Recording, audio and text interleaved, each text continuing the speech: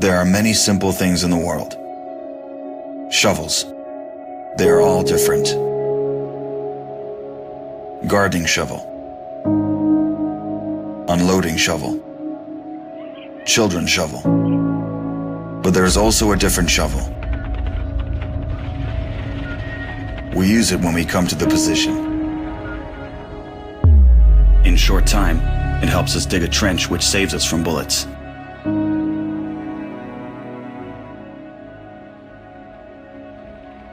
If a tank will pass over the trench, there is a high probability that it will not cause any harm to the soldier.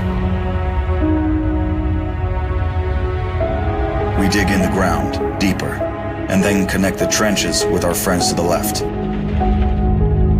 In just a few hours, trenches are all connected.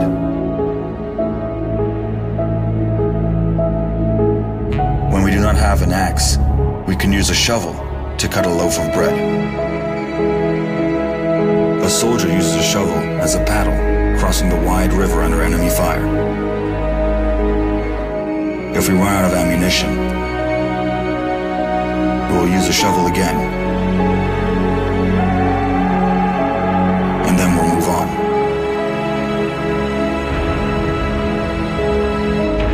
And when we get the order to stop, we'll take a shovel again and build around us an impregnable fortress. This fortress is defended by the army of Ukraine, our army.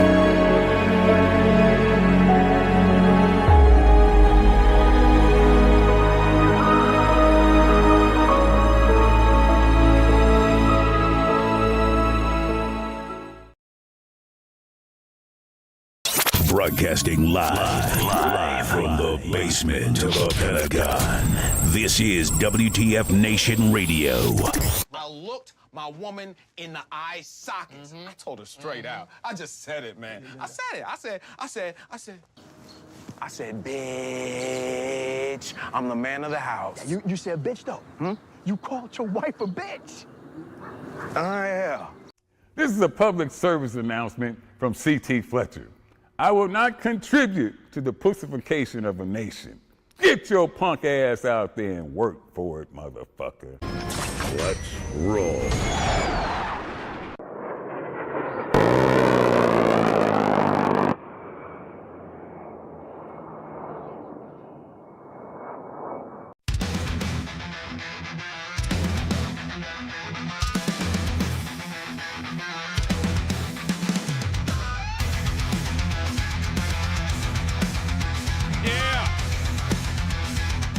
Broadcasting live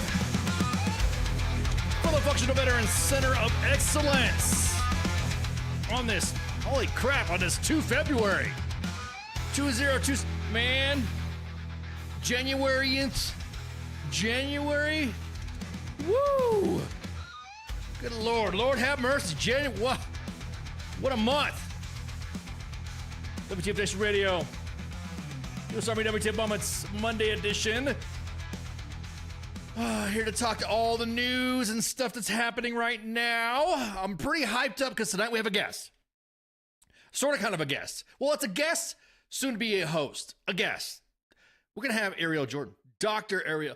She's going to come on, Dr. J, and we're going to shoot the breeze and talk about a bunch of stuff, talk about her, her career and her experiences, and then we're going to jump right into it. And I'm excited. This is the second announcement, well, quasi second announcement, because after that, you're going to start seeing marketing items and propaganda for the reset. And I'm excited. Man, I'm pumped. The whole team's pumped too to have Dr. J joining. Well, I'll go ahead and just I'm just like to blab anyway, so I'll keep going on this right here. But we are excited. I see all the chats. All right, hey, what's up? I haven't slept in 2 nights because the sleep is okay. I guess that's cool. Okay. So, we've been getting a lot of stuff in the inbox about shutdown and furloughs and all that. And I will say that right now, currently, that there is supposed to be, we're in a partial shutdown.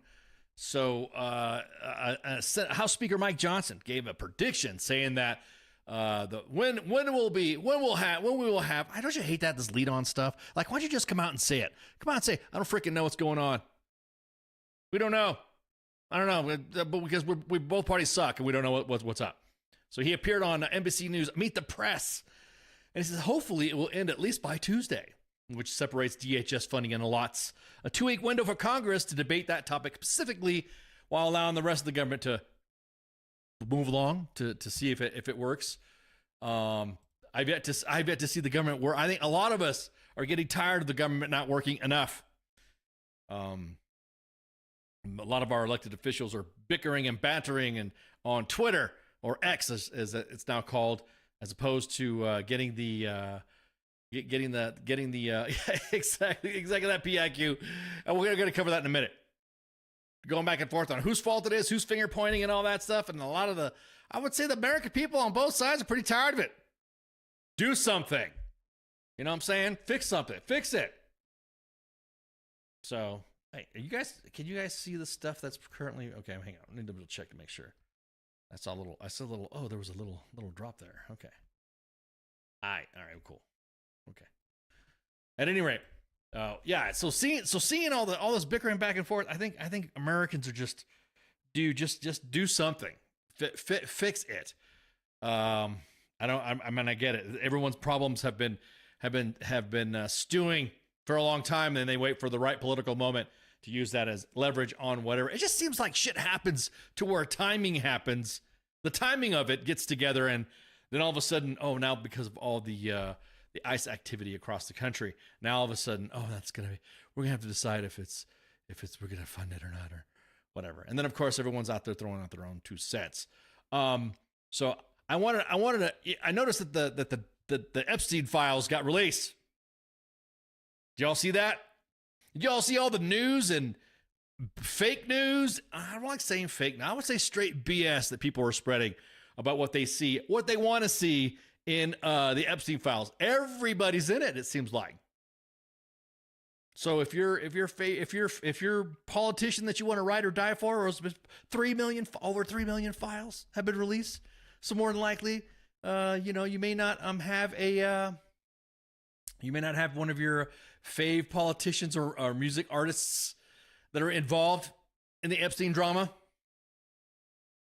It's nuts. I mean, it is nuts seeing everybody's name come up, all these CEOs, and everybody like to talk about, oh, what's going on with the Epsteins, and oh, Epstein's files, and this is, man, woo, Lord have mercy.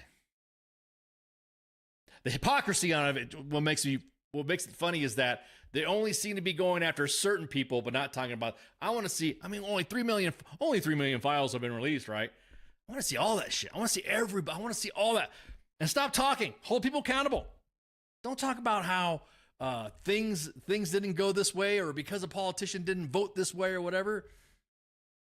If these files are released, it'll bring down the whole. No, bring it down. Bring it all down. I like to see it, yeah. Maybe somebody will be held accountable for something. Who knows? But I just think it's funny as hell to see the back and forth finger pointing, going, not me, no, whatever. And then all of a sudden you see the files. Now, some of the files now, you guys got to be careful. Some of these files and some of these images that are being posted are not legit. They are not legit images. And so I think you guys got to be careful when you start spreading that information, saying, did you see what Trump did? Did you see what Clinton did? Did you see what Elon did? Did you see? You guys got to be careful with that stuff. Someone said that they've already posted they got a website ready to go, and you can just search the website to see if anybody's in there. Find your person. Find the person that you think or whatever. Trying to get the tea on somebody on the Epstein stuff. We should search. That's a good question. Matter of fact, okay, let's just check it out. Let's see. Epstein files lists. Let's go. Let's see it. I didn't want to talk about the Epstein stuff, but okay. Epstein has a list of power people named in the Epstein files currently. And of course, everyone talks about it in the news. Everyone's talking, oh, Elon's in it. And what about the other people that are in it?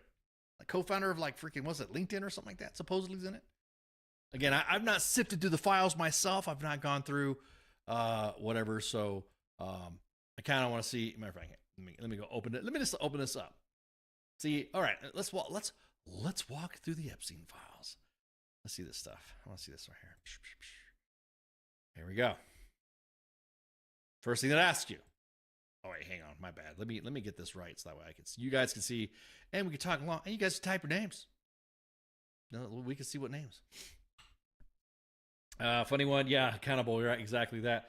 Funny one is that UK Lord Peter Mandelson doubted it being genuine because of the typos. Right when it aired on the BBC, he opened a file by accident of him apologizing to JE for all his typos. Now he's resigned. Should be in prison. I sifted through a number. PIQ's on it. There you go. You see Bill Gates like Russian hookers? Yeah. So I was 18. Verify. Thank you for verifying your age. All right. What are we sharing? What are we dropping here? I want to see. Okay. Blah blah blah. Search. Okay. Here we go. Here's all the files that you go on. You go on justice.gov/Epstein. And you'll be able to see all the files for yourself. I don't even know where to start. Let's see. Clinton? Do you want to start with Clinton? Let's see. Everyone's like dropping. Let's see. Yeah, there's a bunch of them. Look at that. I'm not going to open every single one because, it's just too long. Too, all that stuff on the Clinton. Look at that. There's several pages on here. Shit. Exclusive Clinton divorce crisis.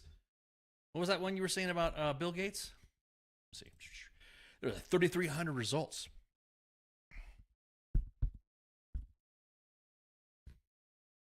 2,500 reserves. 2,547. Bill Gates. Yep.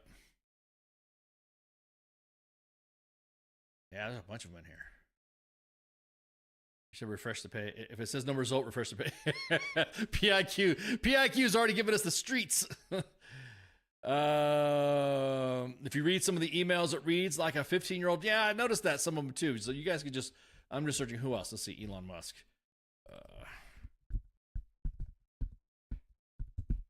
Now, mind you, I'm doing this from the website myself.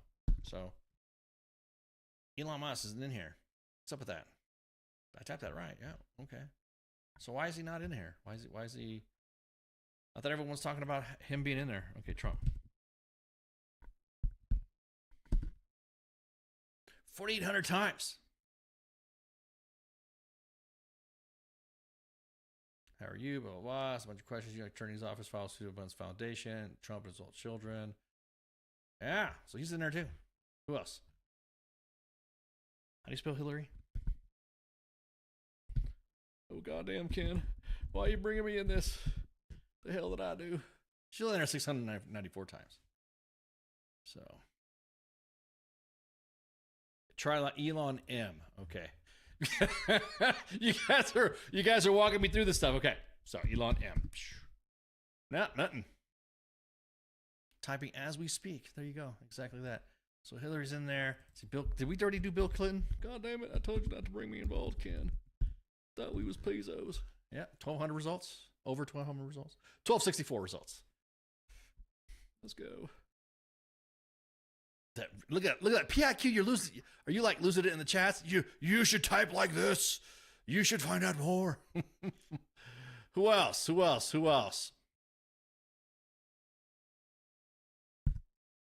Someone was telling me about check Beyonce while you're on there.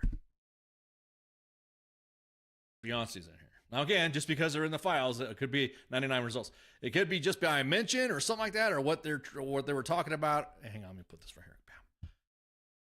So nothing is like Pip says in the chats. Nobody's gonna be held accountable for it. Just some of the Grammy stuff. Let's see Putin. Let's see if Putin's in here. Oh yeah, Putin's in there. Like 1028. Elon looked to be trolling. Okay. He's definitely reasons why we have microtransaction. He was talking to Activision. Yeah. Putin, Biden. Also, why does he say he's not confident? Oh yeah, Biden. Yeah. See Hunter Biden. See if he's in here. Dang, he's only in there 107 times. counterintelligence, Fox News. It's just a bunch of data sets in here. Like I said, I'm just, these are name mentions. I'm not going to go into each and every one because some of the ones that I've seen over the web have been pretty vulgar and shit. So, Patrick goes, Nancy Pelosi.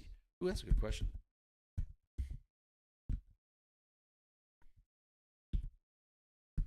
There you go. It's 132 times. Judy Parler must really dislike Nancy Pelosi. Under the headline, Gall of Nancy Pelosi. What Nancy Pelosi is really doing with the Mueller, and right now Balmer Post really is doing with the Mueller report. The Gall of Nancy Pelosi. Under the headline. So a lot of it, again, just because they're mentioned doesn't mean they've been involved in, it could be Epstein talking shit about people. And, yes. Ooh, I'm glad you brought that up about fucking Steve Bannon. He's got pictures of him and shit. Glad you brought that up. Let's see. He's in there 1,800 times.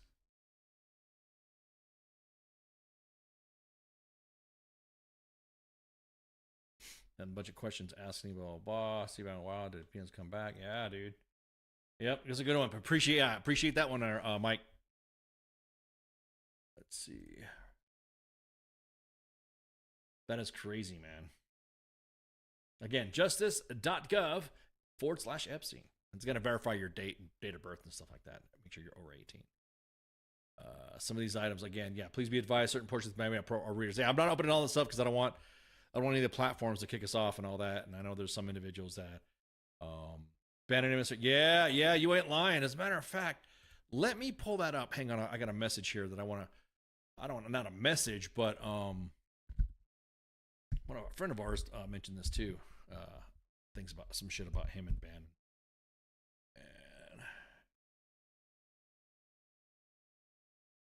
And yeah, here we go.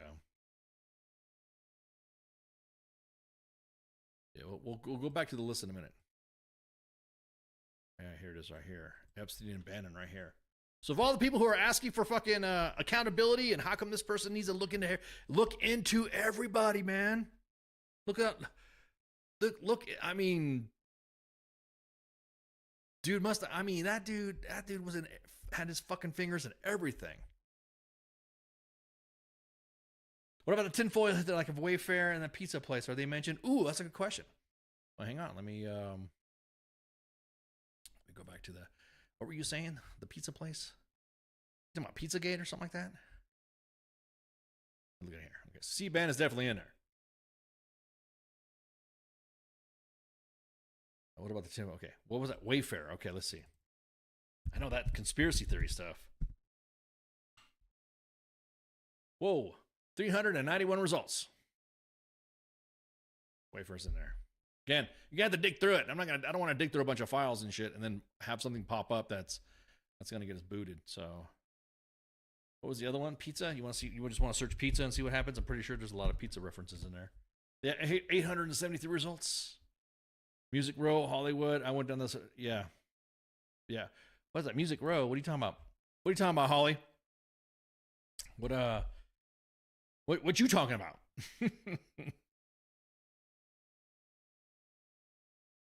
Boy, you guys, okay. Bannon and Epstein had over his house, 15 hours interviews, rehabilitation. Yeah. Just before. Yep. Marina A. Okay. And you guys are throwing a bunch of codes at me now, I think. I hope you guys aren't activating some Manchurian candidate out there that's going to come in and 20 results. I guess these are all meetups and stuff like that between the government of Virgin Islands relating to the construction of hotel, a marina housing project, Marina A, 5-year campaign, blah, blah, blah. Yeah. See how far that one goes. That one's got kind of my curiosity. See what names in there.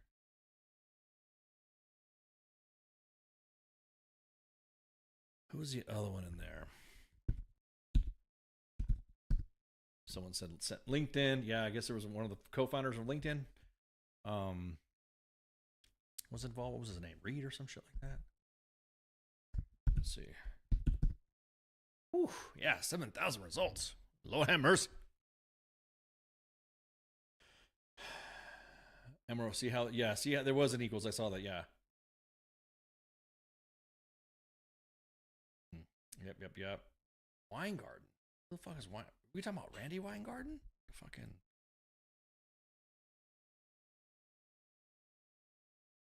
Hang on. Randy, was her name? Randy Weingarten was her name? She was like the director of education. Oof. That's 17 results. Now again, just because you're named, it could be Epstein involved in trying to involve you in some shit, trying to get you to do something for him, or there might have been a discussion in connection with all that. Again, I'm not opening this up. I'm just, somebody asked me if I'd go over the Ellen DeGeneres. Ooh, Ellen DeGeneres. Okay, let's see. Yeah, 14 results. She's in there too. Reed? No, I'm talking. Oh, Reed like in Harry Reid? Oh, okay. Ooh, that's a good question too. Yeah, you know. Harry Reid. Oh, yeah. Wedding ring for Harry Reid. Yeah, oh, man, look at that. He's in there. He's been at 46 results. Again, may not be nefarious, may not have been doing some shit. Epstein probably could have been trying to use them for leverage or whatever, or it could have involved with some of the shit that he was doing. Again, the Vanderbilts that built the one in the Biltmore. Yep. Wait. Type in what pseudo RF persistent. Type that in the command bar. I dare you. What are you talking about? I don't know any. You guys are trying to make me like do codes and shit here. I'm just going over the fact that the Epstein files are loose, and again, over 3 million files. And then one of the things that I'm glad you brought that up about Harry Reid, because he was the one that he had learned of evidence in direct conversation between the Russian government and Donald Trump. So again, that's what he talked about as well. The Vanderbilts, yep. Ooh, Prince Harry. Oh man, you guys are giving me some good ones. Let me see.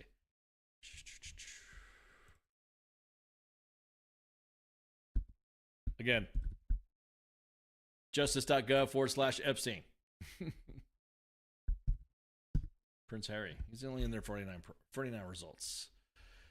Interview, comments on for Prince Andrew. I like this. Yeah, I think that a lot of this has to do with Prince Andrew.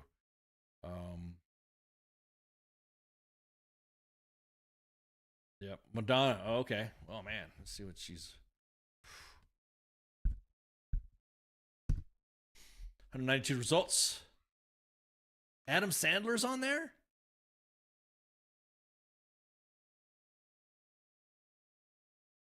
Doran Monam. Hang on, guys. Hang on. Let me see. Adam Sandler's in it. Really? Is he in there?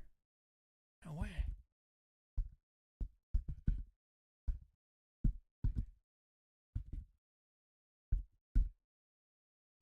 $55 results.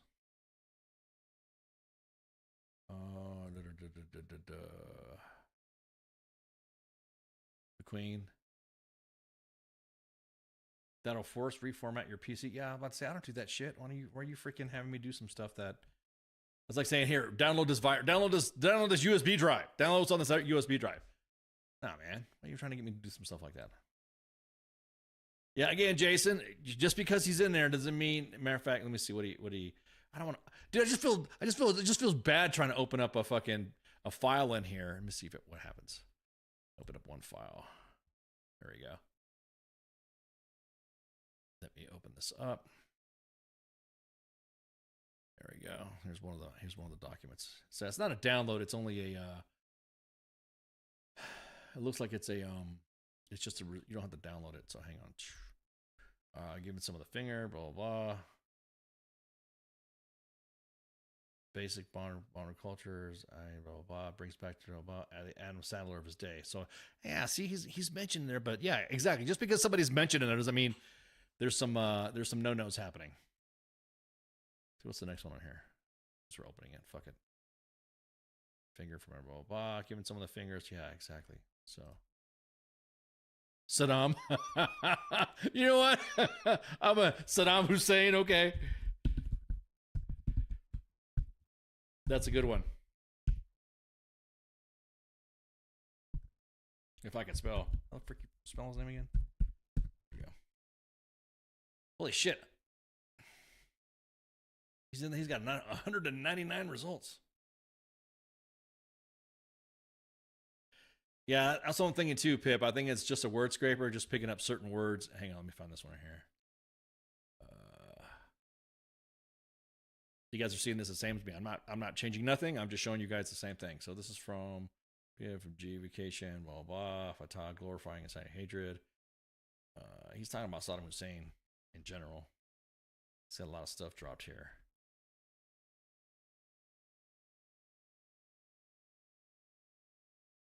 Stuff's insane, man. All right, what's the next one here? Let's see what the other data set 10. It's their name, blah, blah, blah. Children, okay, yeah, blah, blah, blah. Randomly, Iacocca. Iacocca says, I am. Chairman coincidence. Oh, yeah, see, it's almost like he's almost like he's the purveyor. Now, here's the thing. I'm glad somebody brought this up. Didn't somebody say, didn't he admit to be Q? Which that's another thing, too. This right here looks like a Q post or something mimicked of the QAnon cult or QAnon, whoever the fuck it is.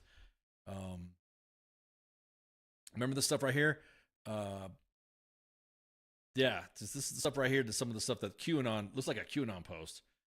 Iacocca stands for I'm a chairman of Chrysler Corporation America. Coincidence? Consider the following examples. Bush stands for beat up Saddam Hussein. Clinton stands for call Lewinsky. I need the oral now. Osama stands for oh shit, American missiles again. Yeah. So let's see. What's the next one here?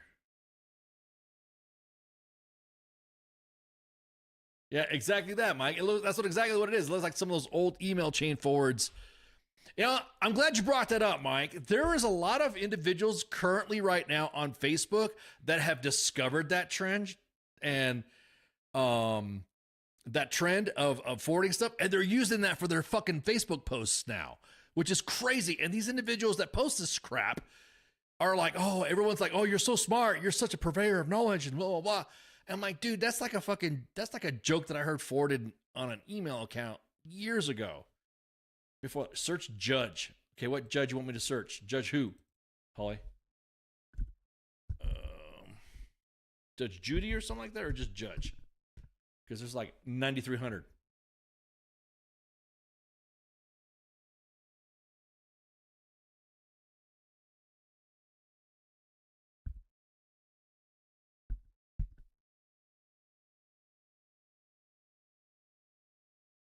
So yeah.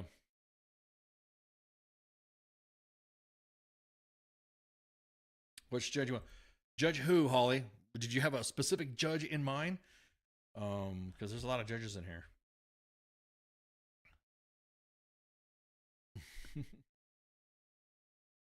That's funny. I followed you guys on Facebook when I had one. When you had an email, or when you had a Facebook, yeah. Yeah. So this is crazy. See all this stuff right here. What's another one here? What? Search Goyim.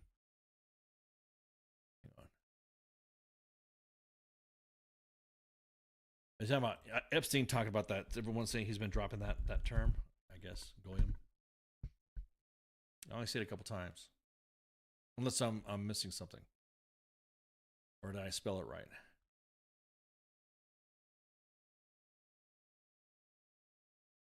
So that's on that one. Did you say you want me search country? Search country music stars? Okay. You know, my go-to is always going to be Dolly Parton. Let's see. She's in there 12 times. Again, just go back over to saying some of this stuff looks like it's just mentions and stuff like that. Let me see what this says about. Yeah. The Queen and Dolly go to heaven. This is like, again, exactly that, Mike. It's all it is. It looks like a freaking joke space. As a matter of fact, I've seen some people that are pretty prominent influencers on TikTok and all that stuff post jokes like this. That's fucking Photoshop as hell.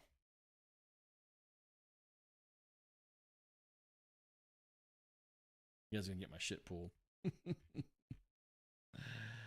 John Roberts, Samuel Allison, Judge Judy. Oh, now hang on. I'm gonna go back to this country. Reba McEntire. Reba. Let me see if Reba's in there.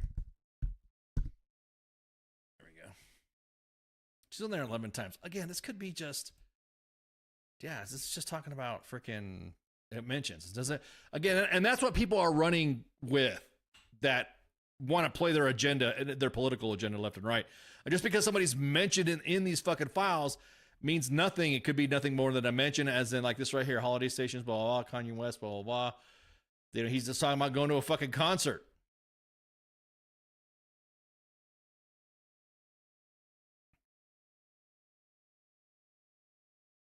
John Tober, Simon Allison, Clarence Thomas. Ooh, Clarence Thomas. Let me see that one here. Now this is just fucking fascinating.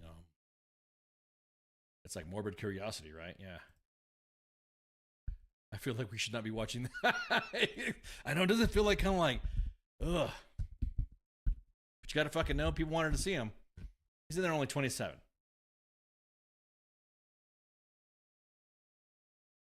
I see there's a mention Clarence Thomas, who I didn't know, Joe Martiano, blah, blah, blah. Yeah, here's the one that everyone was talking about him. The individuals who are claiming, who stake a claim that said that this happened to them and that happened to them. Again, every one of these, man, need to go good through. I can't say some social media platforms will throttle or, you know, mute the post. Search Heath Barlow.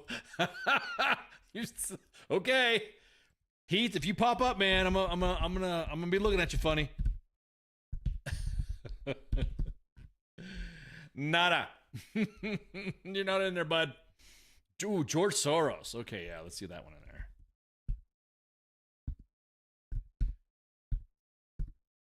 there. Yeah, he's in there 120 times. I'm trying to see something that's like of interest of whatever.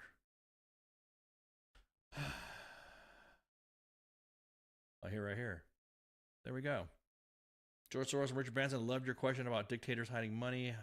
How is, I don't know what that is. All this looks like code stuff.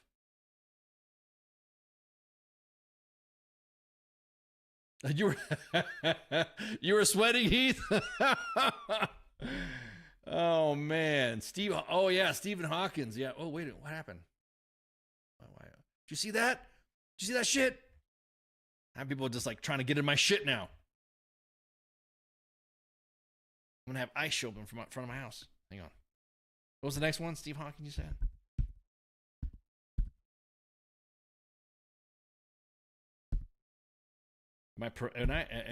Hawkins? Am I pronouncing spelling his name wrong?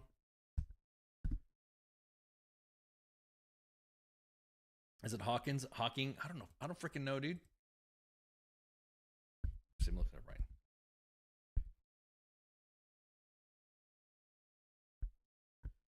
Steve Hawkins. Okay. There we go. Let's see. He's not in there.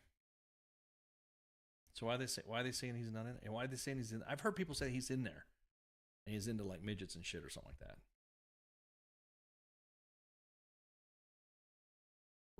Rothschild. Let me see if there's a.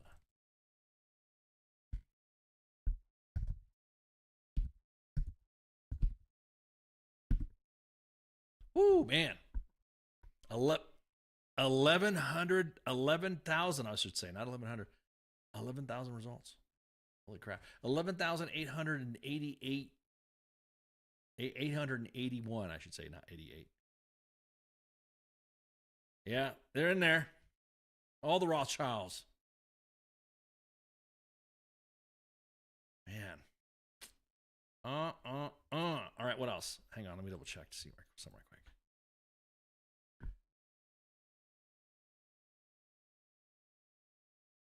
Let me see something else. I don't want this to get posted on that stuff while I'm searching. Let's see who else. So we looked at Elon. He wasn't in there. You guys said Prince Andrew. Do we find the Prince Andrew name? Of course, Clinton and all this other shit. So, somebody said Howard Lutnick. He was President Trump's Commerce Secretary. Brett Ratner. I just noticed that everyone's asking questions about people against Trump. Why the fuck are you not going about like people who are like against, or I want nobody about freaking Clinton or Bush. Ooh, that's a good question too. Somebody asked me about Bush. I forgot to post it on there. Let me go back to window cap. Bush.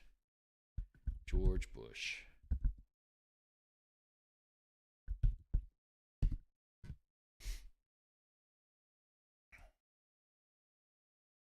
Don Lemon. You want to see Don Lemon? Okay.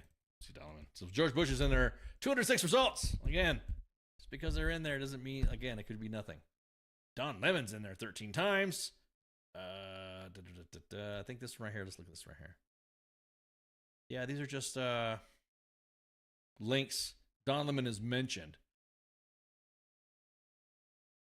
This dude's like freaking writing a whole freaking book.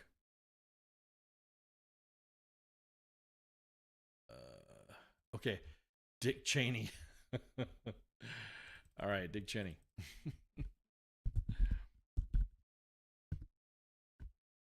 69 results. Let's see, I'm gonna pick one here. Yeah, it looks like what Mike said. It looks like these are just a bunch of follows and forwards.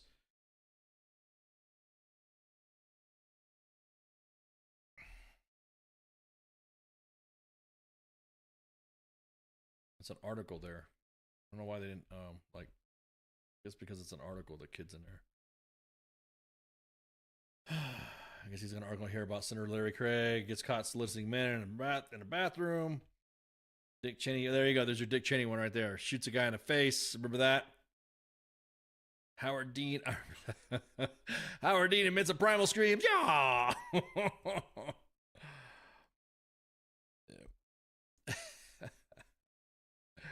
Elliot Spitzer gets caught. I mean, some of this, if you look back at some of these old headlines, you're like, if they were out today, if they came out, individuals would be like resigning and quitting and I'm sorry's, posting all of their mea culpas all over the freaking place. But I don't know. For some reason. Yeah, chats with Steve Bannon are in there with who? We're talking about Wilma Mann? Robert Gates? What? Robert Gates. He's the former Secretary of Defense, isn't he?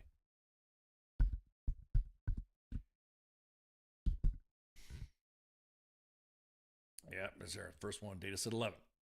Barack will hold a meetings. Washington top officials include Secretary Obama. That's about it. I don't see it. There's nothing else in here that is. It's like it's a news headline.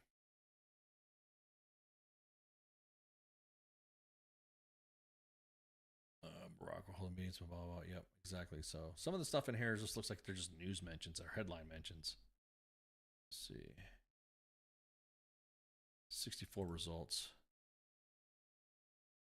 Okay, here's one here where he's actually writing about this. Okay, told you this was crazy. Next stop, blah, blah, blah. Call me at home. Ehud Barak met with Clinton. There's Robert Gates. Part of this meeting, blah, blah, blah. Yeah, so not really. Michael Eisner. Ooh, that's a good one.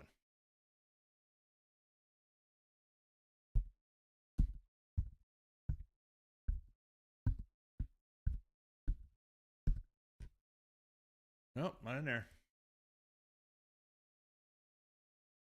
No Michael Eisner.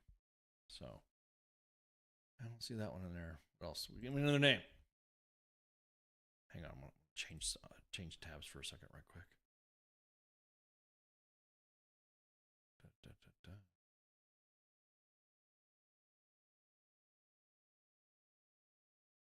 Oh, I thought this would be more.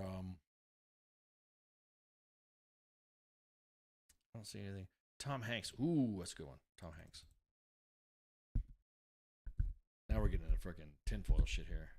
Unless he really was. Let's see. Oh, I forgot. My bad. Doing window cap this again.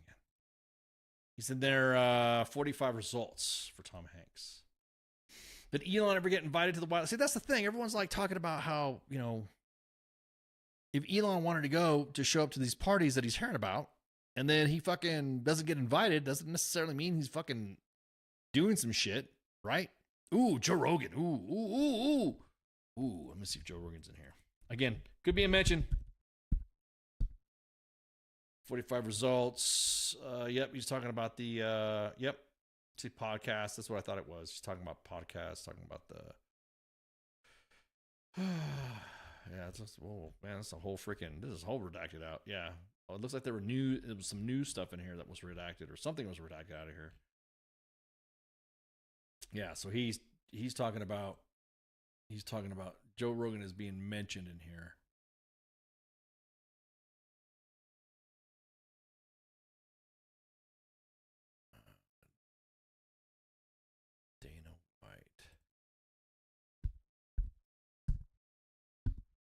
Again, I'm just going through and just grabbing some. I'm not going on a hunt.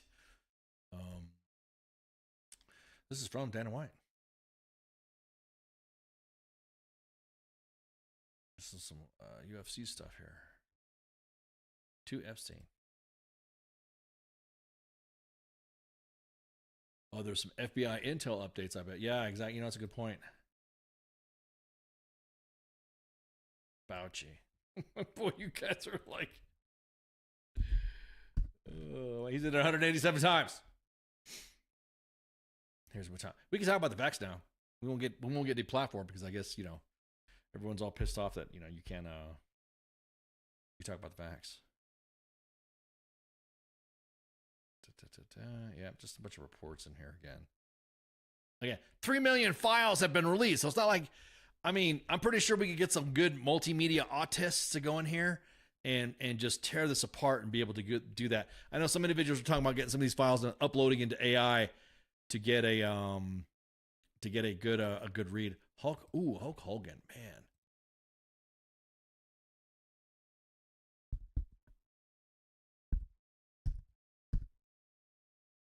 Yeah, he's only in there for like 3 results. This looks like gaming up. Not so much of a bah. Oh my God, this is like court report.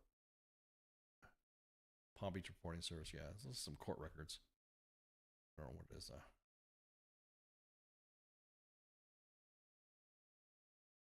There's talk of blood to reverse aging. People thought that shot was whack. Greta Thunberg. Okay. Is it Thornburg or Thornburg?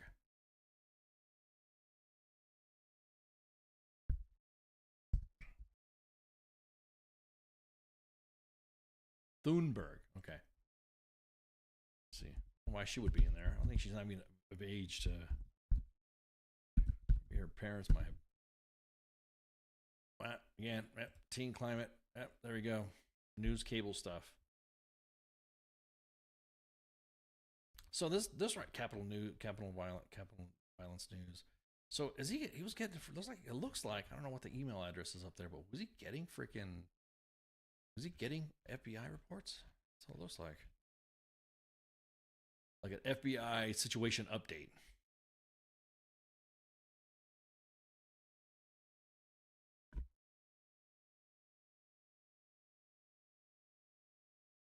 Gary, Pee-wee Herman. No, not my Pee-wee.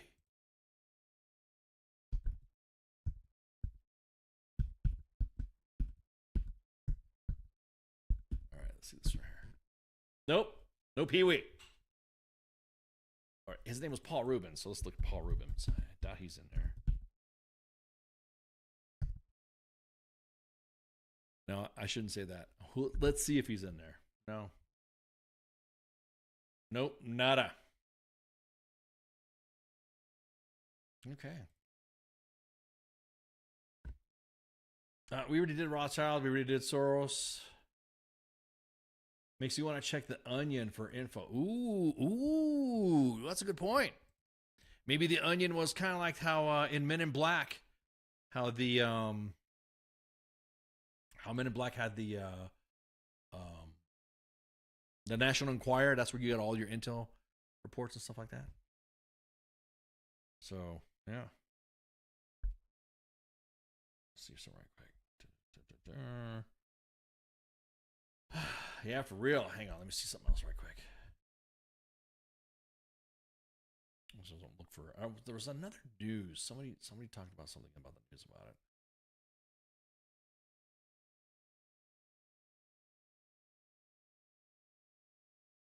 All right.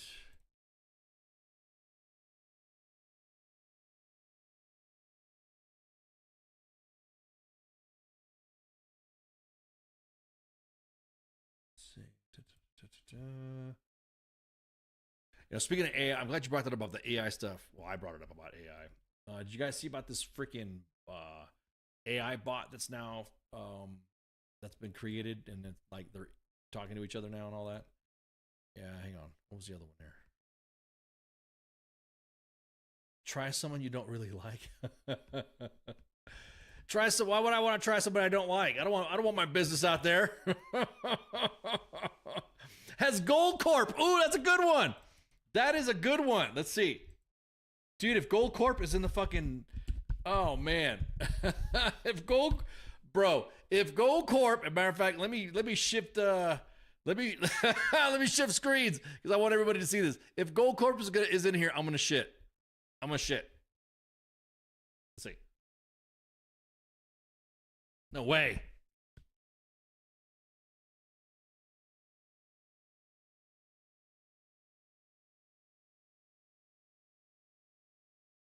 Oh, this looks like it's a color of gold, and it's talking about the corporation. Didn't really. Man, I was hoping not to see. So yeah, it looks like a building. They're talking about different stuff in here. Well, you guys got me looking. I was like, oh shit, is Gold Corp really in there? Let's see. No, I don't see Gold Corp. Just Jason Dunlap. Kanye West. They had 4 AIs fight. Yeah, Blackwater. Yeah. Oh man, these are again. Well, I know some of these. I've not, like I said, this is the first time I'm looking at this thing on blah blah blah. You guys are gonna get me in trouble.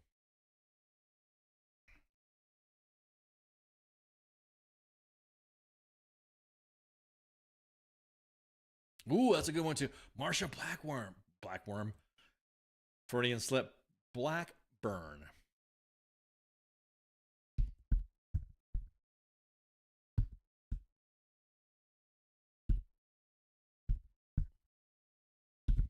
Oh shit, where are my manners?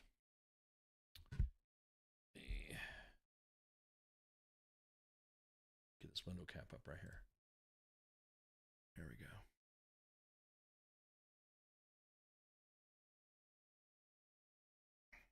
Ashes Center 57 results.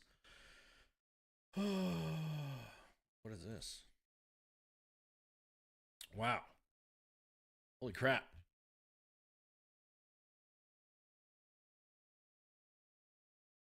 Vanna White.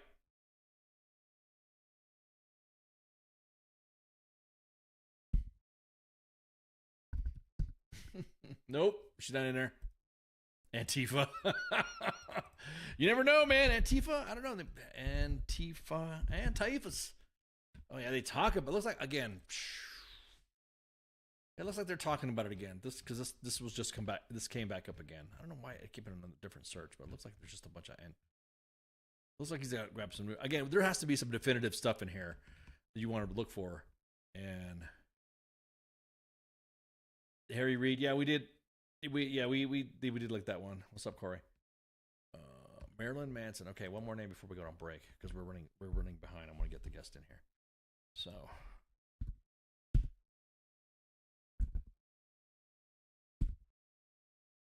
Marilyn Manson.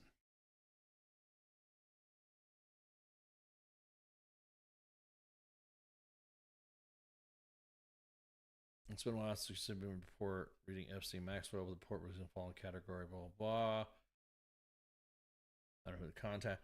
When I Google Ghislaine Maxwell prosecutor, you popped up. Don't know what, blah blah.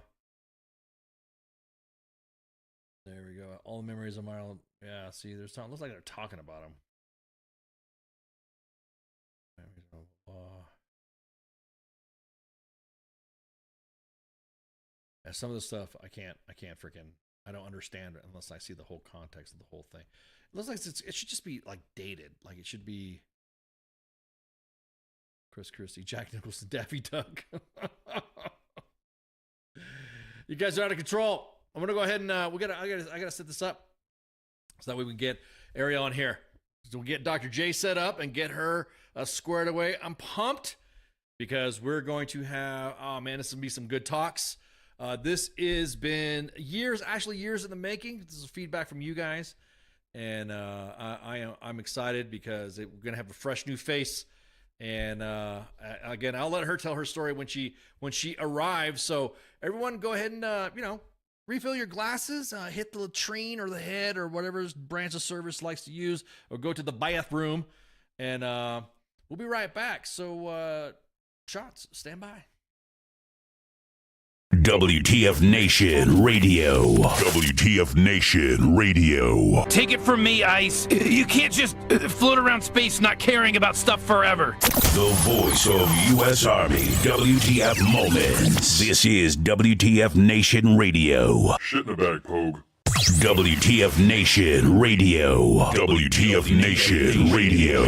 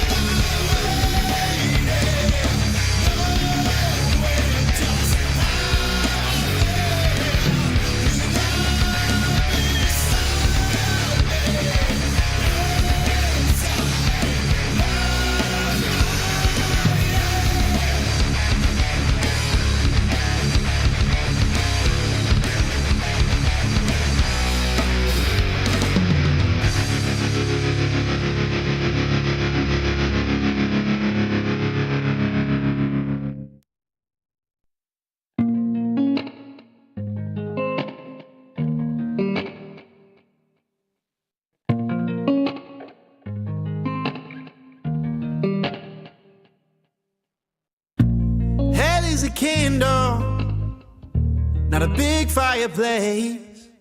It's a girl with blonde hair and tears down her face. It's a lack of emotion, but the devil's so warm, with a sense of elation and souls being torn. Thought she was the problem, but I came to find that the thorns and the horns had always been mine.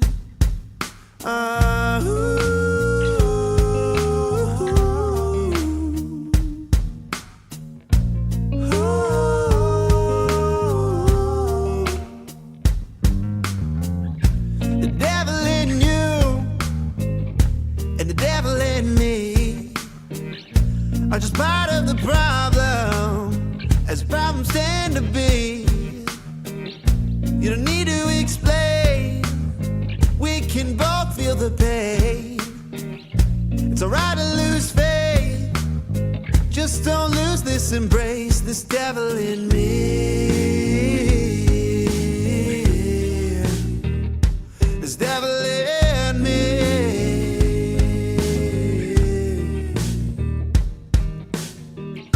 He met with my mother, said he's the son of a guy, and anybody who knows him is destined to rhyme.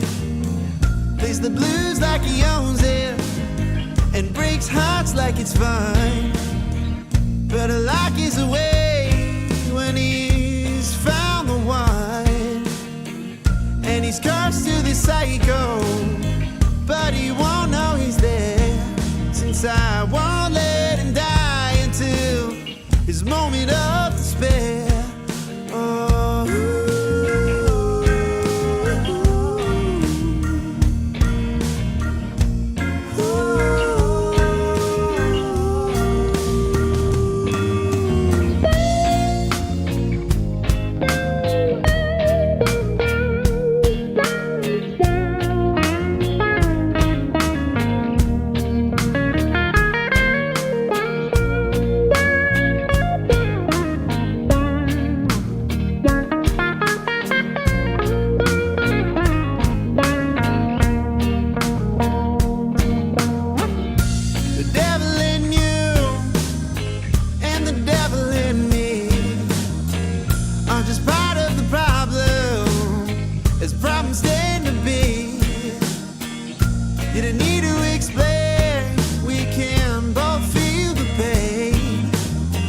it's alright to lose faith. Just don't lose this embrace, this devil in me. This devil in me.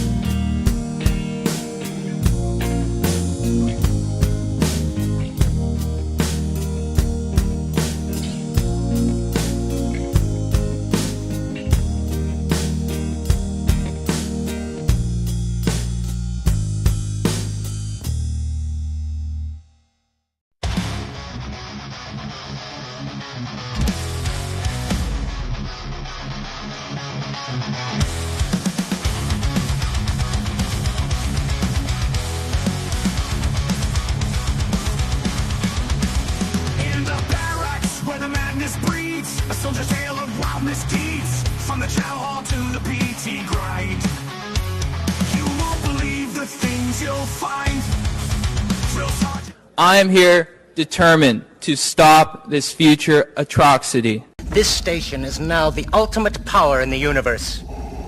I suggest we use it. The voice of U.S. Army, WTF Moments. This is WTF Nation Radio. I find your lack of faith disturbing. Everything stated on WTF Nation Radio is to be considered the opinion of the person that stated it, and not an official representation of WTF Nation Radio or U.S. Army WTF Moments. Price does not include tax, title, or license. Some assembly required. Each item sold separately. Batteries not included. Objects in mirror are closer than they appear. If conditions persist, contact a physician. Individual results may vary. Keep out of the reach of children. Avoid prolonged exposure to direct sunlight. Keep in a cool, dark place. And please enjoy the show. Shots.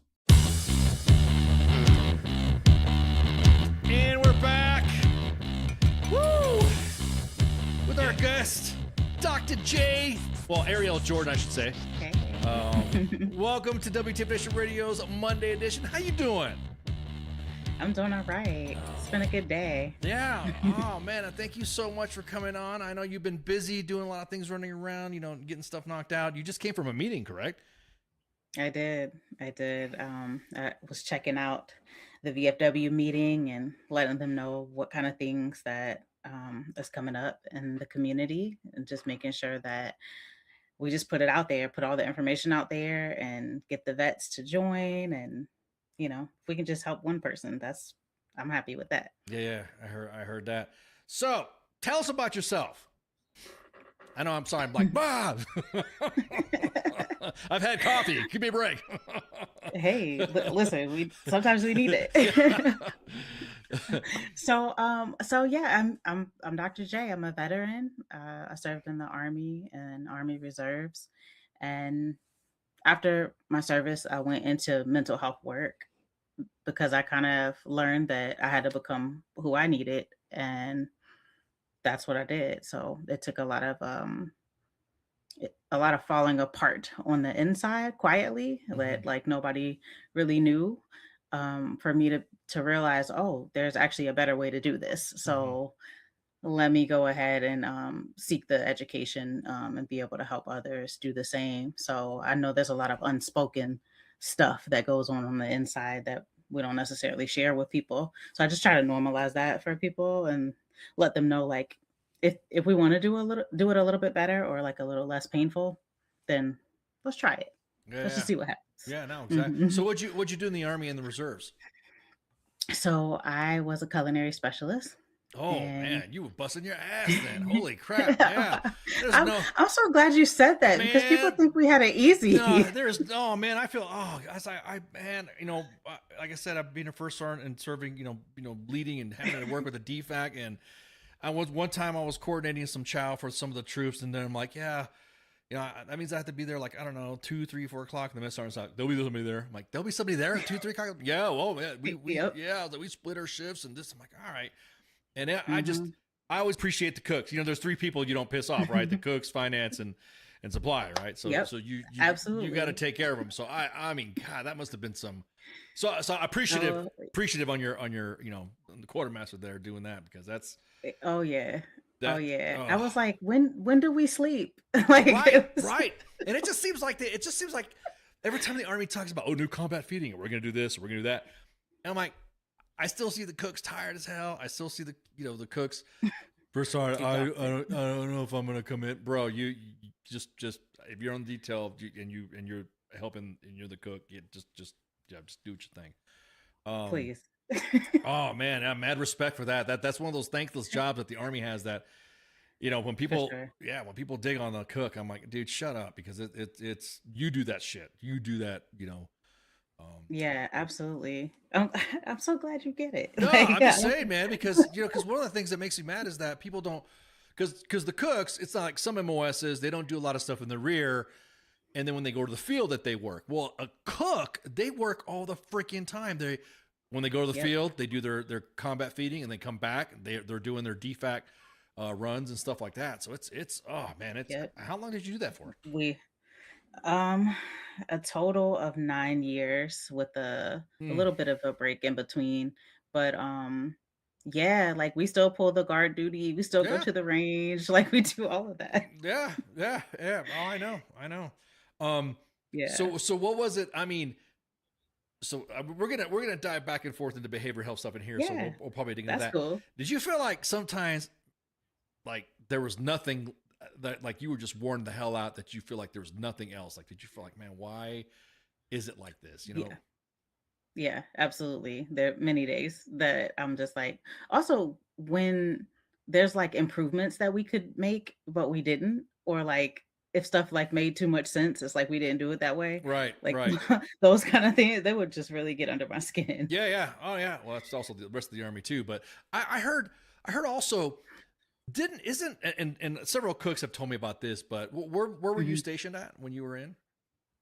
So Fort Belvoir, and then I also went in the reserves. I was in a unit in Romney, West Virginia. Oh man. Yeah. So, and Fort Belvoir was busy already. That's a busy post. Yeah, Fort Belvoir was actually like, that was one of my favorite places to be.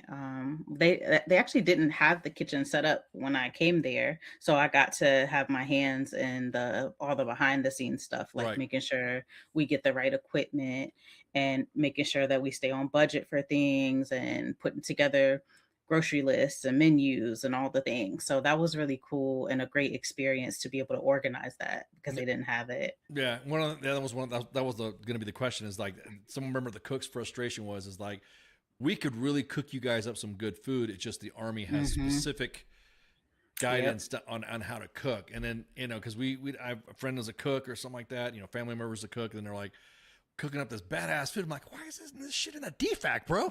And they're like, this is what we can't cook. We have to cook this that the Army says we have to cook. So Absolutely. You have to stay on the menu unless it's like your home unit. Right. Then you can do what you want. Yeah. So I used to have a lot of fun when it was just my home unit. Well, somebody said it was like it was a CIP inspectable item too, that if you went off the recipe card, if you went off the script, then you got in trouble for it. I'm like, you're a cook. Yep. I mean, if you're cooking good food, why are you gonna get in trouble? Yeah. and then how I grew up, we don't measure stuff. Like right. That's what I'm saying. You measure with your soul. Yeah, exactly. That's real cooking right there. You know what I mean? You get that zest, that you throw on there. Yeah. That's crazy, man. I just again, every time I hear somebody's like, oh, well, someone's this and someone's that. Well, that person was a cook. I'm like, bro, if you've not been a cook or not served with cooks or been on details with cooks or not, whatever, just me being a private pulling KP was bad enough, It was, absolutely. You guys do it 24/7. Oh man. So you were only stationed at Fort Belvoir? Mm-hmm. Okay. Yeah. So I when I joined, I went to Fort Lee for my AIT. Mm-hmm. So not necessarily stationed there, but that's where I did my AIT. And then for basic, I went to Fort Jackson. Mm-hmm. So I went through those different places, but I learned most of the culinary stuff at Fort Lee, Mm-hmm. and then moved on to Romney, and then I ended my career at Fort Belvoir. And then the reserve stuff, you guys, I mean, that was just kind of like more when you did your AT or when you did your drill or battle assembly is what they call them now. So and actually, I actually went to Germany too, like in one of my trainings, and it was Misau, Germany, and they had like it was so cool. They had a culinary show and stuff. Are you familiar with Misau? Girl, stationed in Germany for almost 10 years, man. Misau, wow. Ramstein, I'm all up in that place. Cool. Wiesbaden, Würzburg, and all that. Yeah, yeah. Well, on the base, I got to learn from I got to learn from the German cooks and like how they make their food in the defect. And we even went to like a culinary show. It was a real fun time. I learned a lot. So yeah, they're the Germans are specific on their stuff too. I just think it's funny how the Germans have a specific way, and then when you go off, like I remember making wings for some Germans, and they just flipped out because how I make chicken or how you make steak or something like that. They're like, where can I get more of this? Like, more of this. I cooked it, man. In a good way. Yeah, I was like cooking some. I don't know. You can't get it in the store. And then of course, this is better than KFC because in Germany they got KFCs there too. So, yeah. One of the things that stuck out was making dessert and like not using that much sugar. And I was like, oh, okay, so this is how you make it sweet. Yeah, exactly. Yeah, yeah. They have a better way to make it sweet without piling on like us. We'll freaking pre-diabetic by the time we're done with our desserts because we eat so much. Yeah, absolutely. But yeah, okay. So what rank did you get out of? What was your rank when you got out? Specialist. Oh, I got out of the specialist. I'm about to say E4 Mafia on out. Yep. You're done. Yep. Yeah, awesome. I joined when I was 17, and so I was very young when I left, and then I had a lot of like setbacks later in my career, and so I never wanted to be promoted. I was like, no, thank you. Towards the end though, I started to like overcome some of the challenges that I was like, oh, okay, so now I want to be promoted, but I already had a medical discharge started, so it was like, all right, I guess I'll get out. Yeah. So that's one of the. I'm glad you mentioned that too. There's a lot. That's probably one of the. I remember seeing a lot of med boards coming out of the cooks is because of the backbreaking work. I mean, you guys got beat the hell up. I mean, I'm not laughing, but I'm like, God dang. You guys are like really just beat up. So yeah, people like I remember like going to VA and stuff, and they'd be like, "But you're so young," and I'm like, "Yes," and I hurt. I hurt a lot. Yeah, the reason why I got it. Yeah, I just thought the reason why I'm missing some some discs in my vertebrae because all the constant bending over and picking up and oh man, yeah. So okay, so then that right there. How did it set off your new career? I mean, did it have at least a good taste in your mouth when you left, or something you could think you felt you could do better, or what did you feel when you got out?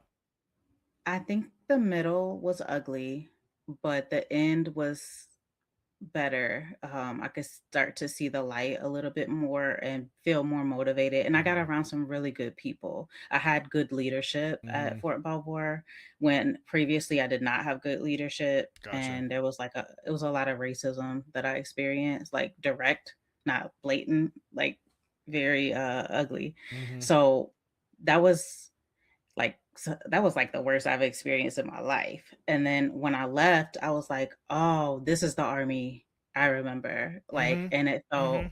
it felt so much better. And that's when I was like, they're like, "Why are you still a specialist?" And they're getting on me and stuff. And I'm like, "Yeah, so okay, so what do I need to do?" But Right. then yeah, so then the med board stuff came up and I was like, "Oh, crap." But it did plant a seed. And even when like I remember one time we were on like a mobile kitchen trailer and it was over like 100 degrees outside. We were in Nevada and during like a 2 or no, it was like a 3 weeks training. And one of the things that actually got a challenge coin for that one. They were like, every time we went through this line, you were smiling and making jokes. And they're like, you just kept your spirit up. And I was like, huh. So I was even like helping people before I even realized I was helping Right, people. right, So yeah. that was kind of cool. Yeah. Yeah, because So, sometimes, yeah, because sometimes just being in a good spirit or good whatever helps somebody else out, and you don't realize. especially after like being in the desert all day, Right. like the chow is like supposed to be a happy time, where you're Yeah, chilling out for exactly, a second. exactly, exactly. So you get Yeah. out. So you get out on your medical, and then now what's okay? Now what's getting you started on what is your I don't know what's that spark? What is it that everyone has that fire when they hit their stuff? Because I mean Yeah. you're pretty busy on the speaker circuit, and you talk to a bunch of individuals. So Yeah. what was the fire that got you to become to be a doc? Yeah, so while I was in 2014, my daughter passed away. Oh, so She sorry to hear had about that. thank I'm so you. She sorry. had a congenital heart disease that was rare. It still doesn't have a cure. It's called pulmonary vein stenosis. And so I actually had her while I was still in the service. And like I was still in that unit that I was telling you about. Yeah. And I didn't have any support. It was actually really terrible. And so I stopped like being I stopped being a good communicator because I Mhm. was like, you guys don't care anyway. So my pregnancy was high risk. And then after she was born, 3 months later is when I found out she had a lethal disease. And so I took her to Boston Children's Hospital and we spent maybe like a year in and out of the hospital on trial studies. And so she lived to be 18 months, which is a lot longer than they initially told me. So Mhm. like that there's a blessing in that. But then like when I came home, she passed away at DC Children's. And then my dad also had lung cancer from Agent Orange. He was in Vietnam. And so that like 3 months later he passed.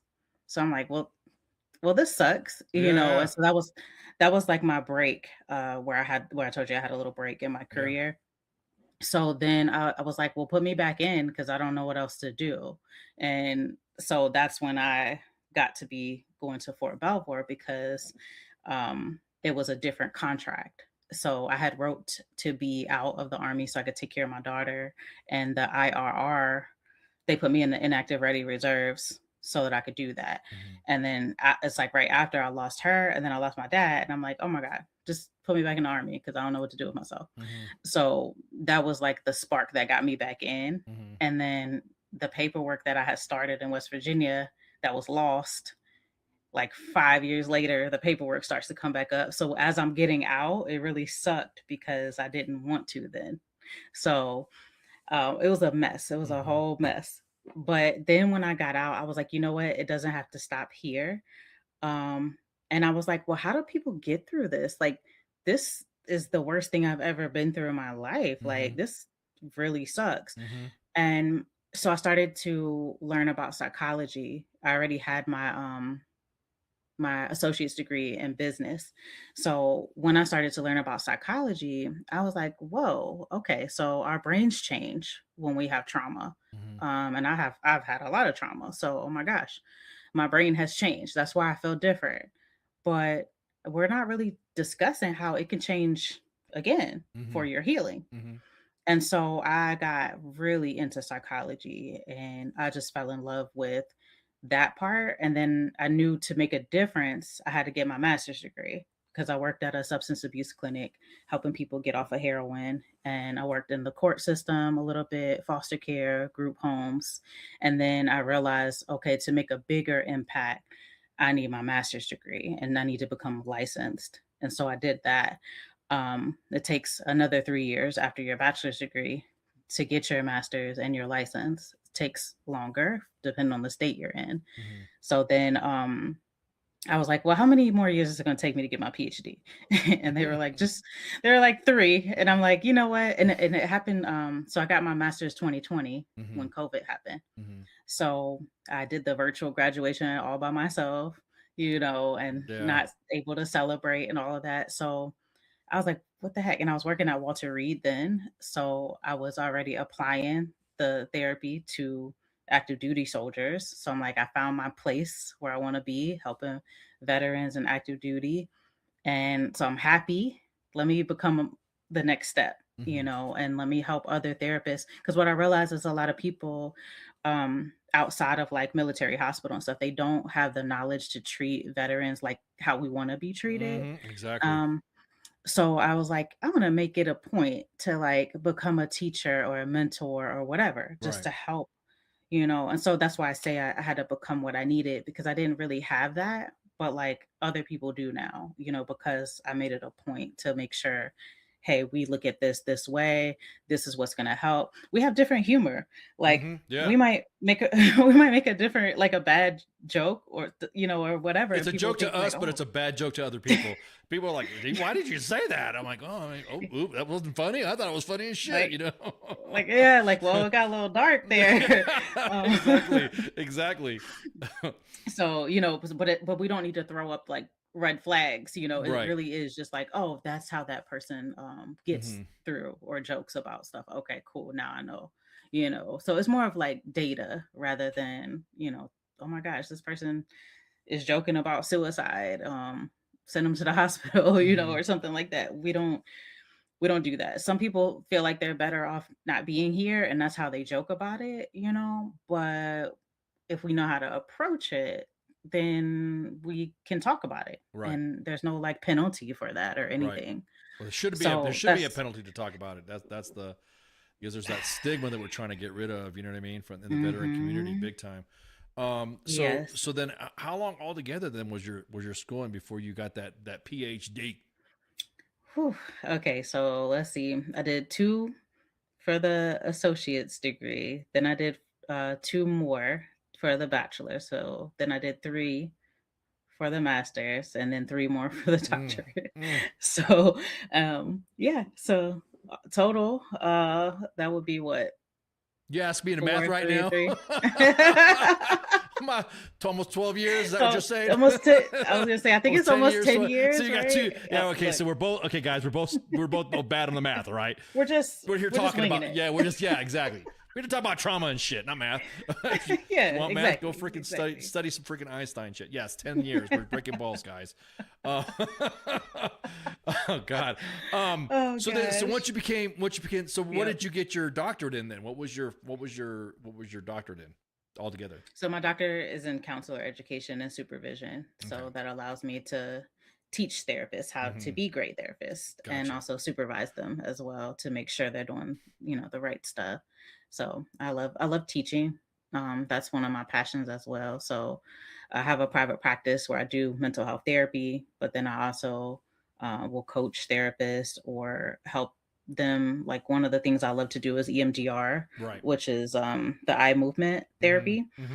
And oh my gosh, it's fascinating. So, I mean, the neuroscience behind it, I could geek out on that, but it moves people through their trauma a bit faster to a resolution. And that's like what the brain needs. A lot of times, like if we like fall and scrape our knee, we know it's gonna like scab over and heal, but like our brains can do that too. It's just we need a little bit of assistance to do that. Right. And it's fascinating when people get through that. That's the post-traumatic growth, Right. you Right. know, rather than the PTSD. Right. No, I mean, so basically, you're like you're a therapist for therapists. You're a super therapist. You know what I mean? Super. I mean, basically, it's so in a nutshell. And you can correct me if I'm wrong, because I know doctors, lawyers, and actors get really touchy when you mispronounce or misput them in their wrong spot. So you're specifically a trauma therapist then. Okay. Yeah. So you were talking about this new tech. Or this new type of procedures. How do you feel about the homeopathic, natural type of trauma, treatment, like ayahuasca and I'll say it, weed, and then or just little the au natural stuff. How do you feel about that, or how do you talk about that in being a trauma therapist? Yeah, I mean, so for me, like during my intake, I just want to know it all. Like what am I looking at? And so I Right. just ask people to be honest with that part of Mhm. it. But it really helps a lot of people. So if it helps you, I'm a fan. Mhm. But if it's harming you though, and like it becomes this dependent thing where if you don't have it, you are now making bad decisions, Mhm. then that's a little bit different. So Right. I kind of just try to look at it case by case, like who's right in front of me, and I talk to them about it. A lot of people have seen wonderful things, and so I'm here for that. But if I notice like there's a toxic pattern or a toxic relationship with it, then I'm like, okay, let's actually discuss this, Mhm. and maybe you should try it this way. Right. I was about Or to say, so yeah, you do advise, like, hey man, if you're in a bad situation, you just need to punch out and just go ahead and stop. Or do you consider, like, I don't know, some sort of sobriety program? Just get out. You need to stop. You know what I mean? Because I know some people don't like to look at that stuff. They don't like to look at their situations that they're in. yeah. I just want to know like how is it affecting your life? Right. You know, Exactly. be- Exactly. because if somebody's like, oh, I sold all my things, or something Right. like that. I'm like, whoa, what happened? Yeah. So how did Yeah. we get here? Yeah. Exactly. Exactly. And you're like, am I so? You ain't supposed to be doing that, man. You need, No, I got you, man. Right. It's just one of those things to where I don't. I always tell my friends, hey, man, and like I was telling you before, you're a therapist. I'm like the peer guy. I'm like, hey, you want to go smoke a cigarette right quick, and Right. let's walk you on over here. And, for example, I'd be like, let's go talk to Dr. J, because you need some. And I mean, sometimes that veteran humor, and I've been told that too, bro. You fucking up, or you messing up on something. Maybe you need to Yeah. check this out. You know what I mean? Yeah. I would just create, King Smith had a question in there. I always tell people, like, when we were in the service, didn't you have a battle buddy? Right. And like, Right. didn't you were supposed to know where your battle buddy was Right. everywhere you went. Mhm. And if you don't, then you better find out or fix it, right? Right. So like, why do we get out and we think we're supposed to do life's hardest things by ourselves? Right. Like, that's not it. That we need to fix that mentality. Right. Exactly. And a lot of it is sometimes it's something that's so, because I know we always post on WTF Moments every week. We post a suicide meme. We post a meme about suicide, and here's all the phone numbers you can contact and all that. And some people just don't like talking about that either. They don't want to. No. It's just, I don't know how. I mean, as a therapist, how do you help somebody break through that stigma, especially for us service members or veterans to talk about it? What I mean, I know you probably have some intake, but what's the general answer for dealing with something like that, or something like that? Not somebody, but Yeah, I think for me, I always leave room for what's not being said. And so like they may not tell me per se, but I leave room for that. So I'll say, well, there's this app that you could download that is free and it's through the VA, and it has where you can connect to the suicide hotline. So you can chat with them, you can text, and you can call. So if you don't want to tell anybody anything, that's fine. Call the suicide hotline. and talk to the veteran ones so they're familiar with veteran culture. Mhm. So I just kind of like put it out there to everybody. And that way, if there is that night at 2 a.m. where you're Mhm. really struggling, you're like, what the fuck do I do? Yeah, yeah. Then here you go. Here you go. Try this, you know. And so there's so many different ways to do it, but it really is like for me, it's like not forcing anybody. If they want to come to a safe space and they feel comfortable doing that, I feel honored. Mhm. But also, if they don't, I'm okay too. Just here's some tools just in case you get there, you Mhm. know. So that's kind of my approach. I saw one of your posts talking about AI. Hmm. Um, uh, Everyone's back and forth on AI. Yes. So what's your take on AI in dealing with traumatic and the mental health services? What's your take on it? I have a lot of fun with AI. So for me, I was like, I'm gonna create like my first one of the things that I did was like create this little plushy character, Right. and I was like, oh, I'm gonna use her to talk about hard topics Right. because I don't something with the eyes. Like if you Mhm. look at the plushie, it's a little bit it lands lighter, I guess. Mhm. Um, Also, it helps me as a content creator because I don't have time to be doing that all the time. So I did that. But there's apps. There's so many different ways we can use AI for the good. Mhm. So like, you know, some people use it in terrible ways and you know that's on them, but there's so many ways that we can use it for the good. Mhm. There's so many ways where I can teach my therapist how to do their notes or something a little bit better that takes the burnout off of them because we just heard a lot of trauma in our session. So Mhm. like, and we still got to write about it, you know, Right. in our Right. note and or how to make your note in a way that we protect our clients, you know, and things like that. When if you're dealing with somebody in the court system or something like that, and Mhm. but they need to come to you and tell you the real deal, then here's how we write that note to protect them, you know, and those kind of things we need to discuss. But I use AI for like all kinds of stuff. So I'm all for it. And I use it for fun too, you know, just creating little prompts and doing the trends and stuff. Di- Because if not, like we gotta have fun stuff to Yeah, do. yeah, yeah. I mean, I see some of the memes and stuff like that when people post something at AI. I'm like, I'm like, I'm back and forth on it. I'm 50-50 Yeah. on it when it comes to, especially because it almost seems like, well, look, I'm not in this. I don't want. I'm trying to slam anybody that works for the VA that've been trying, but I'm just saying the VA Right. itself. It's almost like, look, we got to try something because the VA. I mean, they let's see what happens with AI because you guys are fucking it up. I mean, there's like, I mean, I don't want to beat up the VA too much, but I'm gonna beat up on it a little bit. But God, there's got to be Yeah. something that there's got to be something else to where it gets the patient to think more by using, Hmm. you know, by getting the answers. I'm like, if I could have my phone AI tell me, you know, whatever.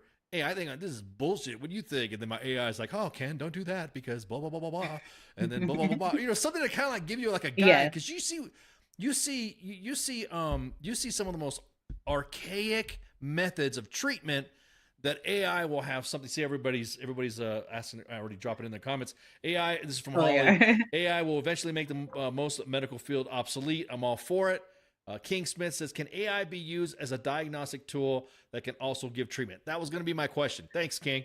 You the man. Okay. Hmm. So that was a question. I mean, can AI be used as a diagnostic tool that can also give treatment? Yeah, no. I would say as far as like assessments, yes, it Mhm. could ask the questions, right? Because we have certain tools like PCL-5. I forgot what PCL-5 stands for, but that's the PTSD scale. So Okay. so Download that shit. that PCSD. listen, that's the scale. That's what I Oh, okay. that's Okay, I'm about to say because the AI would be like, "Ken, you are fucked up." No, I'm just kidding. so Go ahead. I'm sorry. but that's the I'm scale, doing right? it. Okay, Yeah. so that's the scale, the PCL-5, right? Right. That's what we as clinicians use to diagnose PTSD. So Mhm. like that is already created. Right. That is already research. So if the AI or ChatGPT or something like that asks you those questions, then sure, that can help you it still can't diagnose you with Mhm. PTSD Right. or ADHD or autism or any of those things, right? But it can give you the scale that's already created. Right. Okay. And then as far as treatment, absolutely not. Like AI is created for you know, like it can support you in like I guess loneliness, right? Like Yeah. we can talk to AI and like get some feedback or whatever, but it's Right. not objective most of the time. So that's Mhm. actually quite dangerous, Right. you know. So it can follow you in your delusion, you know, rather than Right. Yeah. interrupt Yeah. I'm about to it. say I got a pretty big imagination. I don't want AI to be, pushing me on something. Like, No, yeah, exactly. no. Yeah. Go ahead and rob that You bank, need a kid. human for that. Yeah. And so Exactly. that's also why like literally we have to learn about AI, right? Right. Because it's not going to replace the human component. It Of can't. course. Of The course. empathy that we share, the Right. connection and all of that, it's not going to. But can it support you in some way? Sure. And Mhm. that's what we try to use it for, to complement the therapy that you're doing, you Right. know, rather than to replace it. Because some people I've seen, oh my gosh, this is a thing that I've seen so often. AI, Chat GBT is my therapist. Mhm. And it's like, no, Chat GBT is agreeing with you. Yeah. Yeah. Yeah. And Chat GBT is trying to be your Yeah. friend. Yeah. It's Exactly. not going to tell you you're wrong or do better, you Right. know, and that's, you need a person for that. You need Right. a person to say, well, does that really support your goals? Or, you know, could you have made a better decision there or whatever? Like, it doesn't challenge you like that, You like a bring a good therapist point would. because it's like what Mhm. if because you have to I should say AI doesn't get into the specifics of what you're doing to yourself at the same time. So if like you don't Mhm. tell Chat Chat GPT that you smoke 2 packs a day because you're stressed out about some shit, it's just gonna say, oh, what are you stressed out about? And then you're like, oh, I'm stressed out about this. Oh, okay. And then like you said, it just walks you along. Yeah. But a therapist gets in your face and says, all right, you smell like tobacco. How many you pick up on those cues, right? Yeah, I would be like, okay, so you told me that your goal was to smoke less, Mhm. but you know, the smoke hit me in my face when you walked in. Tell me more. Exactly, Like, exactly, let's talk exactly. about that. Yeah, I think a lot of for me seeing AI for like I don't want to say like a second confidence boost or something like that or whatever. It's kind of like, hey, I got this going on, I got that going on, got that going on, got that going on. What would you consider my status or something? Because don't get me wrong, I do Mhm. everyone who knows me, I'm kind of like on the AI, but I do go around that inside the AI chats and especially Grok Mhm. on Twitter. I'll go, so I got this going on, I got that going on, and all that, and then like you said, it's like, oh, well, what do you want to learn today? Let's do this, let's do that. Oh, great, this is like Yeah. you were saying, it agrees with you. I'm like, hey, slow down, cheesehead. Don't why you fucking why you acting like that? It's almost like they're like leading you into something. So, Yeah, and you can, I mean, you can tell it like if you do a prompt, you can say, "Hey, I need you to be objective. I just had this conversation with my best friend, mhm. and this is what happened, or whatever." Right. But most people don't know how to prompt well, so it's Exactly, like, exactly, exactly, yeah. So there's exactly. ways to do it, but it's like, what are the best ways? What are the best practices? Will it ever replace like an actual therapist? Absolutely not. Mhm, Uh, Chat GPT cannot do EMDR with you. It mhm. cannot have you do these eye movements or these bilateral stimulation taps or whatever Mhm. and walk you through your trauma. It just can't.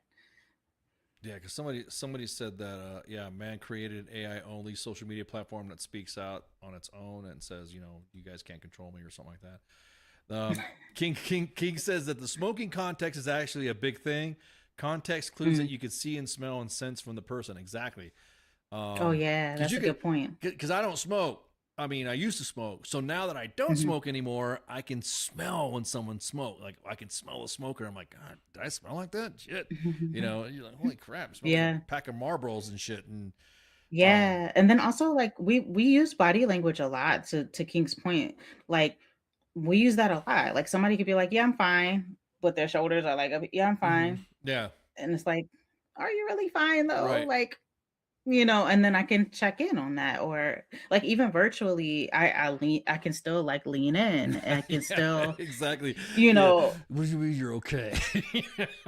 I can be like, now tell me what you just said, Yeah, because exactly. that didn't even go with what you said last week. Yeah, and it don't make sense. Are you regressing? What are you doing? I was about to say, do you get in people's face like that sometimes? I mean, I know you can't talk about your, there's patient doctor confidentiality, but have there been occasions where you feel like, man, you fucking shut up? Are you? Absolutely. Okay. All right. Absolutely. If we're talking about boundaries or something like that, Right. And somebody's like, yeah, so I don't know why my kids won't take me seriously. And then we start to get into, well, every time I punish them, I give them back their TV or whatever. Then I'm like, okay, so what can you do differently? Right. Right. Right. And so that would be for you to follow through, and they have to earn their TV back or something. And then so we'll set a plan. And then like, so sometimes I'll be like, okay, so hold on. What happened? Because last week you said this, Yeah. and this week is it. So Exactly. talk to me. So that's a thing that you have to have rapport. You can't just like on day one be messing with people. But usually I have a good relationship with my clients, and one of the things I think they appreciate about me is that I keep it real and I'm respectful too. So that's my style. I'm not going to sugarcoat stuff. That's not my personality. And so if somebody wants like a cheerleader type of therapist, I'm not that. And so like I usually find my people, and that my people usually, that's a lot of veterans.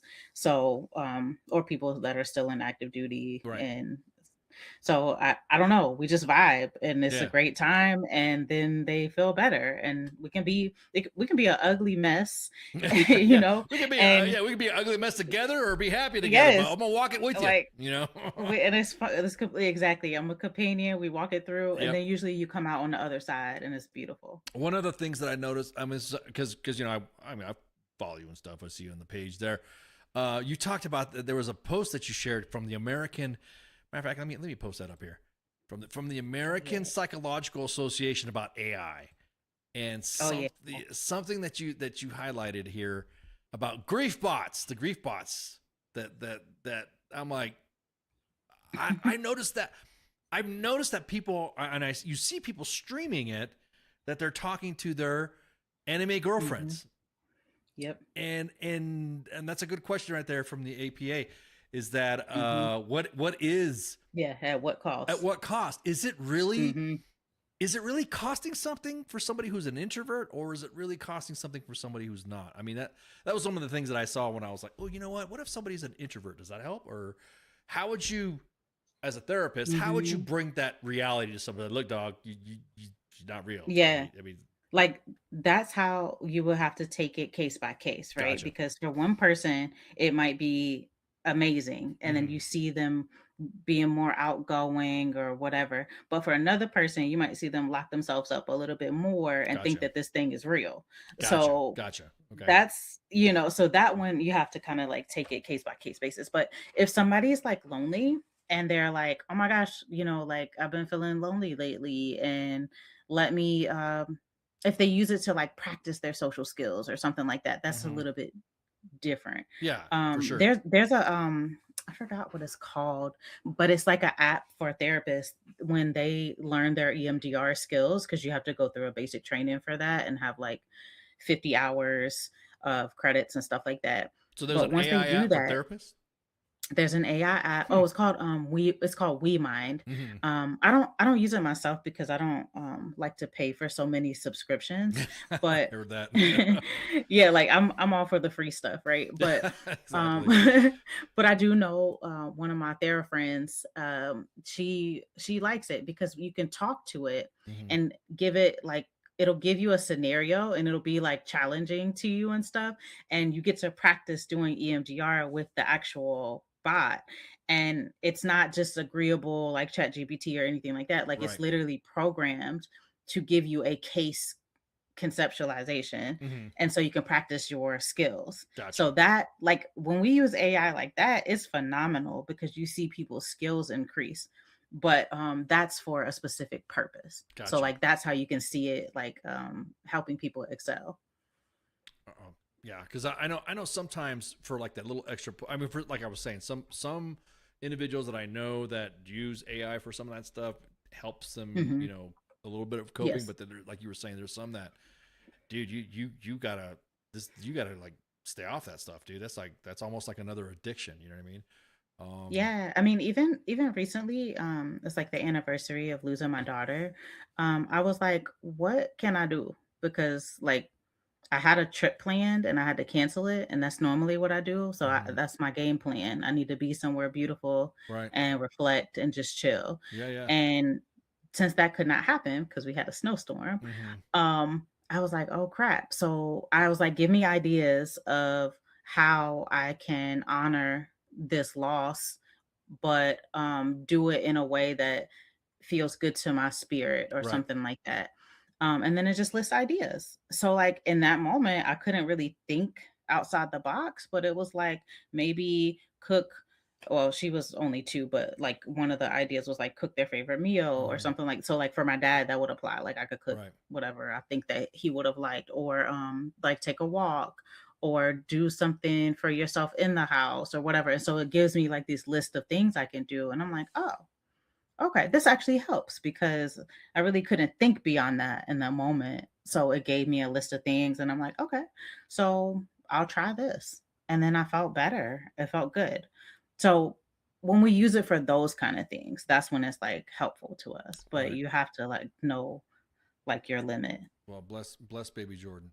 I'm just Thank you. because that I couldn't even imagine. I mean, you and I could Yeah. talk offline about some other stuff about that. I mean, Hmm. I'm not therapist stuff, but I could just say we could relate. I could Yeah.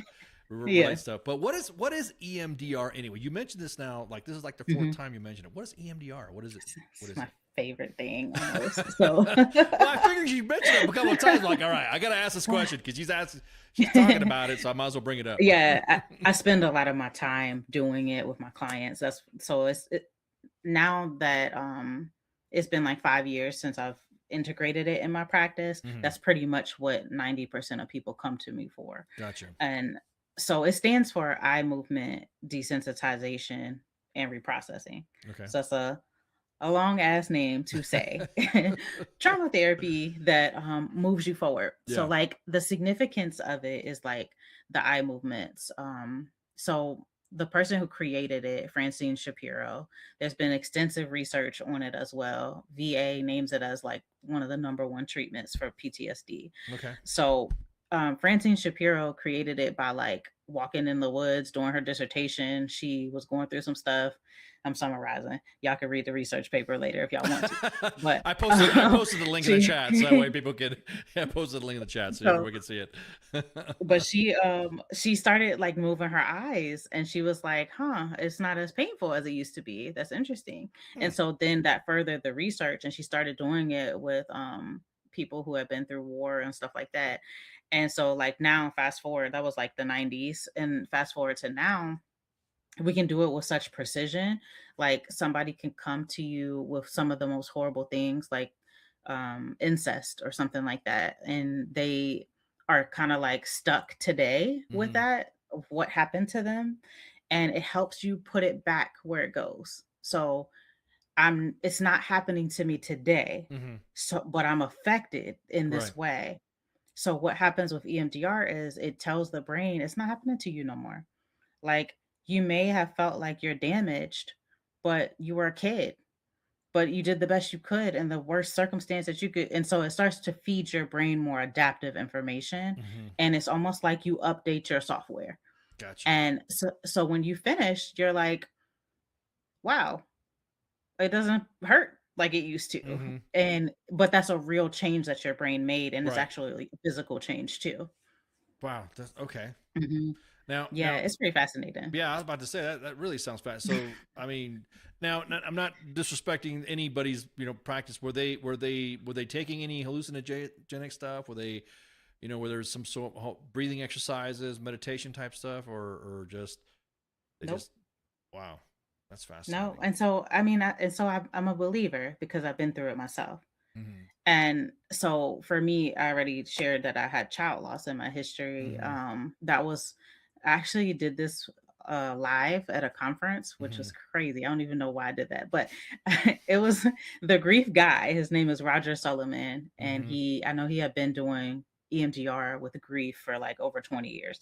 So his PowerPoint went down, and he was like, "Who has a grief story?" And this is like an audience of maybe 300 people. Wow. And I raised my hand. I don't even like, it's so funny because it was autopilot. I literally was like, I have a grief story. But who wants to hear some tea about me? I got some shit to say. Here you go. Let me get up in here. Yeah, exactly. So it didn't click that he's gonna process it in front of this whole conference. Wow. And but I didn't know what happened was I equated losing my daughter and my father, that it got grouped together because those losses happened right after each other. And what my brain felt like was that I failed or I'm a failure. And it's not true. I did everything I could. However, that's not what my body felt. Right. And so there was a disconnect. So he does the eye movement. I'm following. And I just keep getting, look at how far you've come. But you opened a private practice, but you got your degree. Your dad would be proud of you. Yeah. Your daughter would have such a great role model. And then all this, and this is just like my brain doing this. I'm not doing this. Right. And so again, I follow the eye movements, right? Because that's what this is all about. And so as my eyes are moving though, that's what's happening. I'm having more troubleshooting almost. And then at the end of the session, instead of thinking like I'm a failure, I really believe with my whole heart that I did the best I could, which is true. Yeah. So it's like it's like your prefrontal cortex, where we think about stuff, our executive functioning came back online rather than the threat center of the brain or the you fucked up type of center of the brain. Yeah, more so emotional side of it. You were thinking logically in that aspect then, right? Yeah. And then it's like, well, wait, that's my body, that I did the best I could, and my shoulders went back, and I was really proud, and I had the whole audience crying because it was a whole emotional thing. But afterwards, I talked to so many people, and it's so funny because last year I presented at that conference, so full circle moment. Yeah, that's But awesome.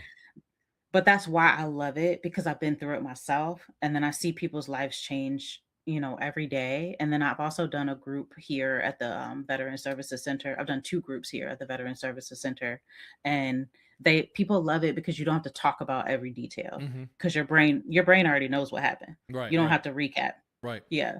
Exactly. So it's really cool. I just curious because, like I said, you brought it up. I'm like, okay, I gotta answer this.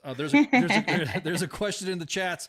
What are your thoughts on the Army no longer requiring MRT, which is massive resilience training, as an annual requirement? And what are your experiences between the active and the reserves on how the course was taught? That's a good question. Well, I don't remember MRT. The massive resilience training. Yeah. Well, I didn't want to say I don't want to say I didn't do it or didn't care about it. I wasn't a requirement for me. Yeah. It was just kind of like, I don't know if I blocked it out or what, but I will say, when something is required, it doesn't necessarily mean that that's a good thing either, right? yeah. Because Oh yeah. That's yeah. Nobody pays attention. I check the block. Nobody pays attention. I had to, when I worked at a methadone clinic, everyone had to see like their therapist or their counselor before they get their methadone.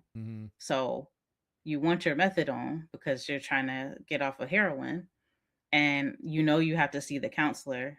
And so you just are seeing the counselor because it's required. It doesn't necessarily mean you're doing the work though. Right. Or like you really want to do better. So like sometimes the requirements I think are a little tricky. But also if you require somebody, at least they're hearing it. But like, I don't know, MRT, that doesn't ring a bell to me, unfortunately. There you go, Patrick. There you go. Let's say massive resilience. If Patrick's like, what do you guys don't know about this? Massive resilience. I hope you weren't like a teacher, Patrick. Like exactly. You're like, what? As a matter of fact, let me. I want to get the real legit. Because we used to have massive resilience training, and then we had a trainer, somebody who was the I guess he was the individual that gave how to teach resilience skills to soldiers, kind of like thing. Okay. And basically it was like it was a 10-day course, and you're basically understanding how to be a hey, it doesn't suck. This is how you know how to. I mean, the way I don't want to beat down the training, but it just sometimes I think that the current culture or the culture of serving sometimes, like we were talking about cook, right?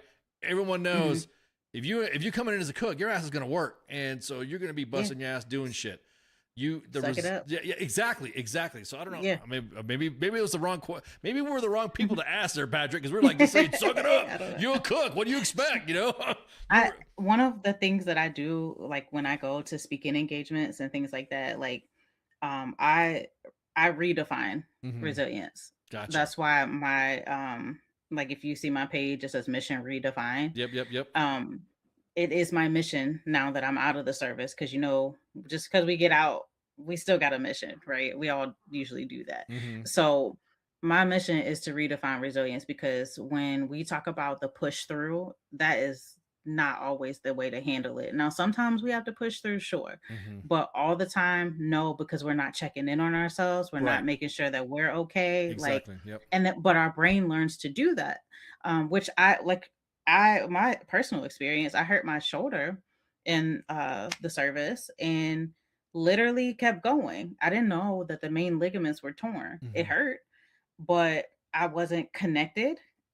So I just kept going until somebody else, it was actually a Navy guy that was on the mobile kitchen trailer. He was like, "Why are you holding your arm like that?" And I'm like, "Because it hurts." Yeah. He's like, he's like, I'm gonna need you to go to the hospital. And I was like, "No, I'm not a sick call ranger. No, I'm good." Oh my God. Yeah. See, damn, you're like you're breaking the freaking stereotypes of cook, girl. That's what I'm talking about. Like literally. So the major made me go to the hospital though, and then I realized that sick call ranger, I love it.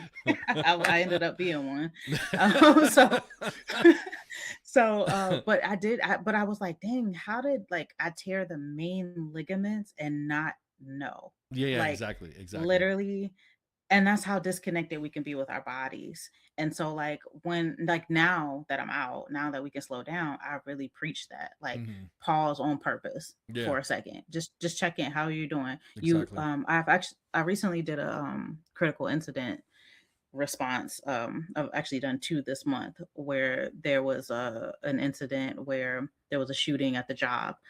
And one of the guys was like, I know both of the people. I didn't know, I don't know what to do from here, right? Because it just happened. And so I'm just telling him, make sure you touch it. Don't sweep it under the rug. You don't have to live there, but visit it, to make sure that you're just checking in on your basic needs. Are you eating? Are you drinking? Are you, and so one of the complaints was it's just business as usual. The shooting happened yesterday and I still smell the cleaning stuff. And I was just like, wow, that's real, right? Because our senses get into it as well.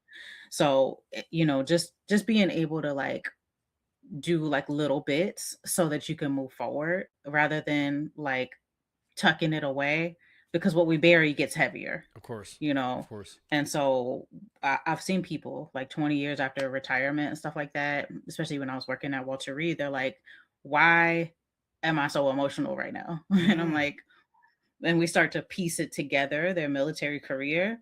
And it could have been something that happened 20 years ago that they just put away, never went back to it, but it's affecting them now 20 years later. Yeah. And so we process that. Yeah. Patrick says, I always saw it half-ass as a 2-hour PowerPoint. I always saw it as a half-assed 2-hour point. Well, there you go, Patrick. I thought you were trying to critique us about some shit. I'm like, here you go. I was nervous, Patrick. I was like, what you trying to do? I mean, yeah. I mean, but King Smithy says if I sneeze wrong now, and then I'm out, and then 41 I go get seen. Yeah, exactly, man. Yeah, exactly. I mean, some of the emotion stuff. I always tell a lot of retired guys too that hey, man, and I've seen some of your stuff and that's another thing. So I've gone to disabled American veterans to speak a few times at their Patriot Boot Camp, which is for military entrepreneurs. It's a free 3 days where you go and get some education for entrepreneurs and their spouses too. Right. So this event, I brought like the mental health topic. And so as I'm getting the feedback, like I'm just listening to what everybody has done after their service. Mhm. Like literally they needed something else to do. So they try to create a business or something like that. So these are entrepreneurs, so everybody created a business. Right, But right. I'm hearing how it played a role into their life. When we bring in the emotion or the things that we've been through, I'm hearing how that worked for them. Mhm. Some of the guys had like a wood, I guess wood burning business, or I forgot how you say it, but like they would create stuff with Yeah, yeah, yeah, wood and yeah, like burn exactly. it. Yep. So like, but that was also a mental release for them. I can go and put it here and do something constructive. You know, maybe everything's not all fixed or whatever, or maybe I don't go to therapy or whatever, but I can create something and be creative and then also sell it to make a living. Mhm. Yeah. So, you know, sometimes it's just that. It's like, what's your next mission? Yeah, yeah, You exactly. know? Exactly. Exactly. Mhm. All right. Well, we have an announcement. I've been announcing a lot of stuff already, and so you are now joining the team. You are Yeah. you're gonna be part of us now. Matter of fact, Dr. J is going to be the host of our 7th day of showings, I guess you would say. Everyone says we glitched out. Are we good? Are we out? Are we still good? Are we okay? I still see us live. I don't know. I still see us. I was gonna say, I see me and I see you. Yeah, I'm about to say we're up. So, wait, yes, we went down on Twitter for a second. Okay, all right, well, it's okay. Twitter's still going though. We're back. We're back.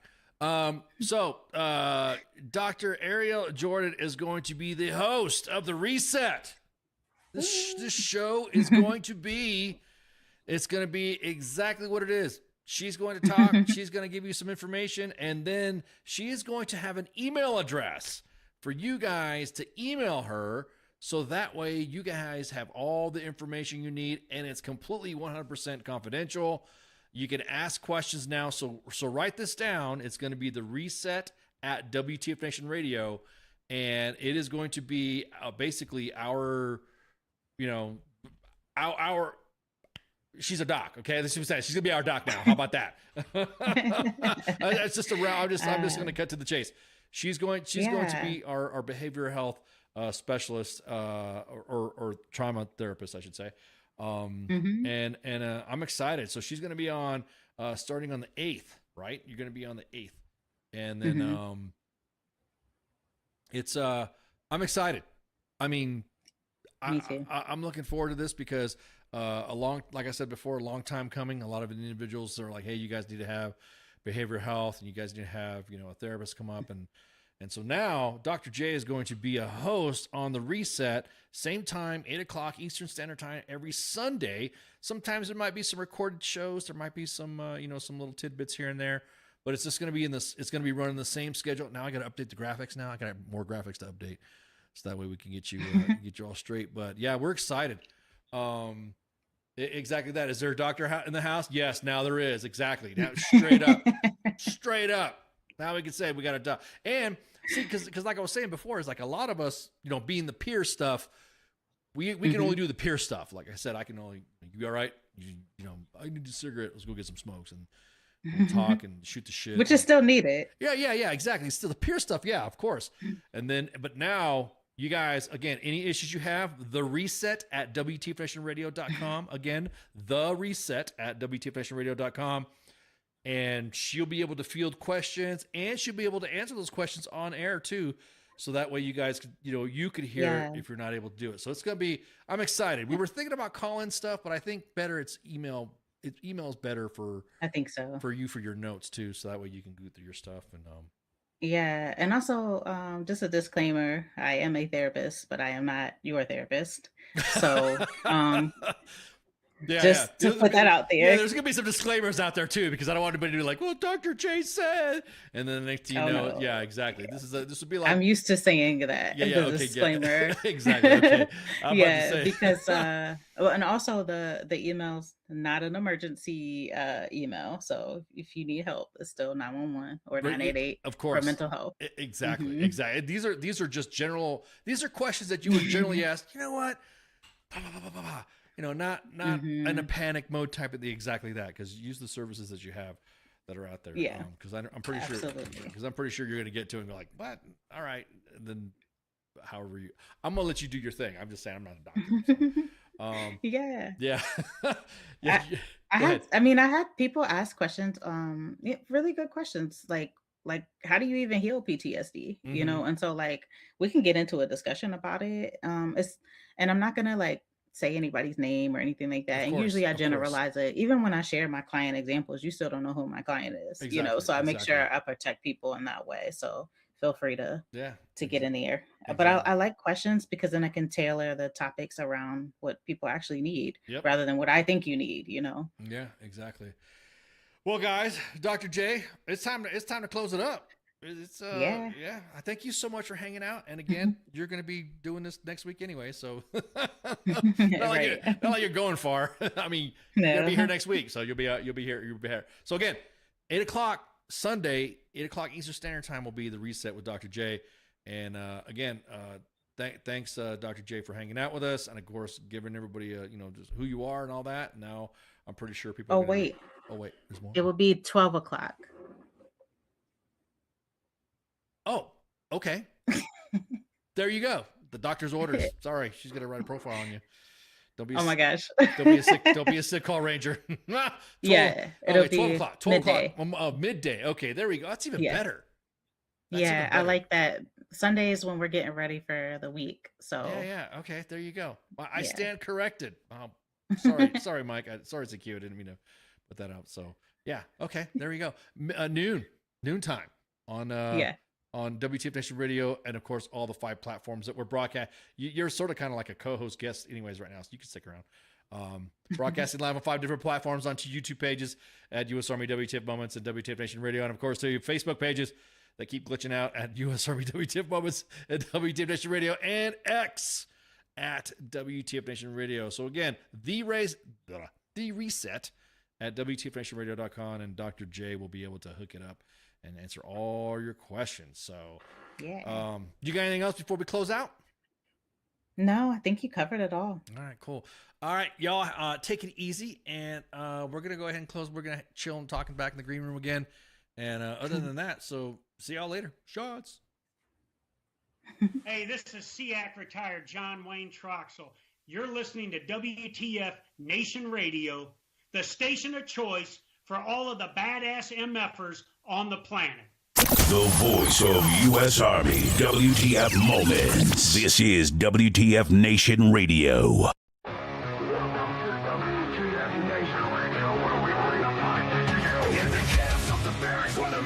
Reigns. Officers orders driving us insane. ATF zero dark 30, no time to complain. Push up in the mud, feel the muscle strain. Army life is a wild ride. WTF moments can't hide. Through the fire we survive. In the ranks we thrive.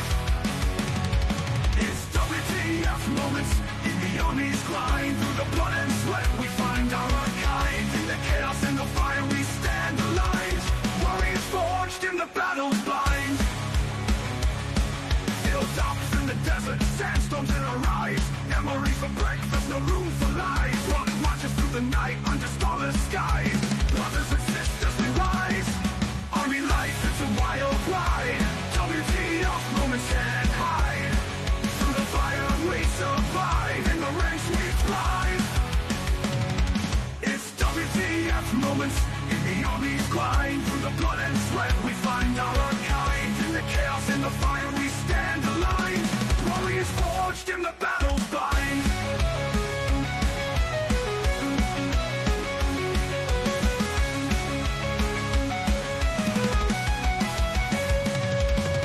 Drill sergeant's fury echoing in the air. Discipline and duty we all must bear. Battle bodies by our side in the fight we share. In the face of danger we dare. Army life, it's a wild ride. WTF moments can't hide. Through the fire we survive. In the ranks we thrive. It's WTF moments in the Army's grind. Through the blood and sweat we find our kind. In the chaos and the fire we stand aligned. Warriors forged in the battle's bind. Souls and firefights, adrenaline's rush. Silent nights, broken by the enemy's hush. Medics on the move in the heat of the crush. In the heart of battle we trust. It's WTF moments in the army's grind. Through the blood and sweat we find out our kind. In the chaos and the fire we stand aligned. Warriors forged in the battle line. It's a wild ride. WTF moments can't hide. Through the fire we survive. In the ranks we thrive.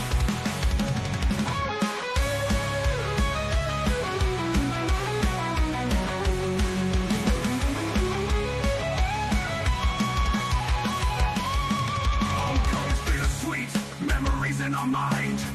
Brothers lost but never left behind. Army WTF moments in the stories we find. In the Army's embrace, we're forever entwined. It's WTF moments in the Army's grind. Through the blood and sweat we find out our kind. In the chaos and the fire we stand aligned. Warriors forged in the battle's bind. Through the smoke and the flames we rise again. In the heart of the storm we find our sin. Battle buddies by our side, our men. In the Army's legacy we transcend.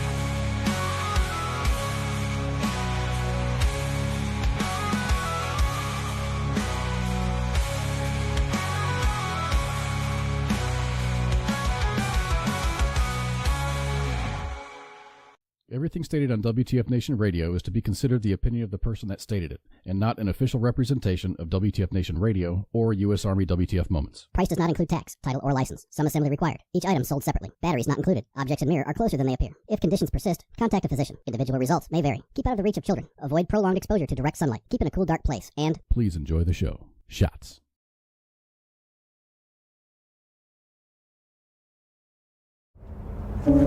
Я батько. Я молодший брат. Я водій маршрутки. Я скоро одружуся. Я фанат Шахтера. Начальник отдела продаж. Я прораб. Я программист. Я свидетель на свадьбе. Борщица. Дядя Юра, таксист. Я вчитель фізкультури. Я студент-геолог. У мене своя фірма. Я кращий друг зі школи. Я сусід, який завжди стукає по батареї. Я єдиний син.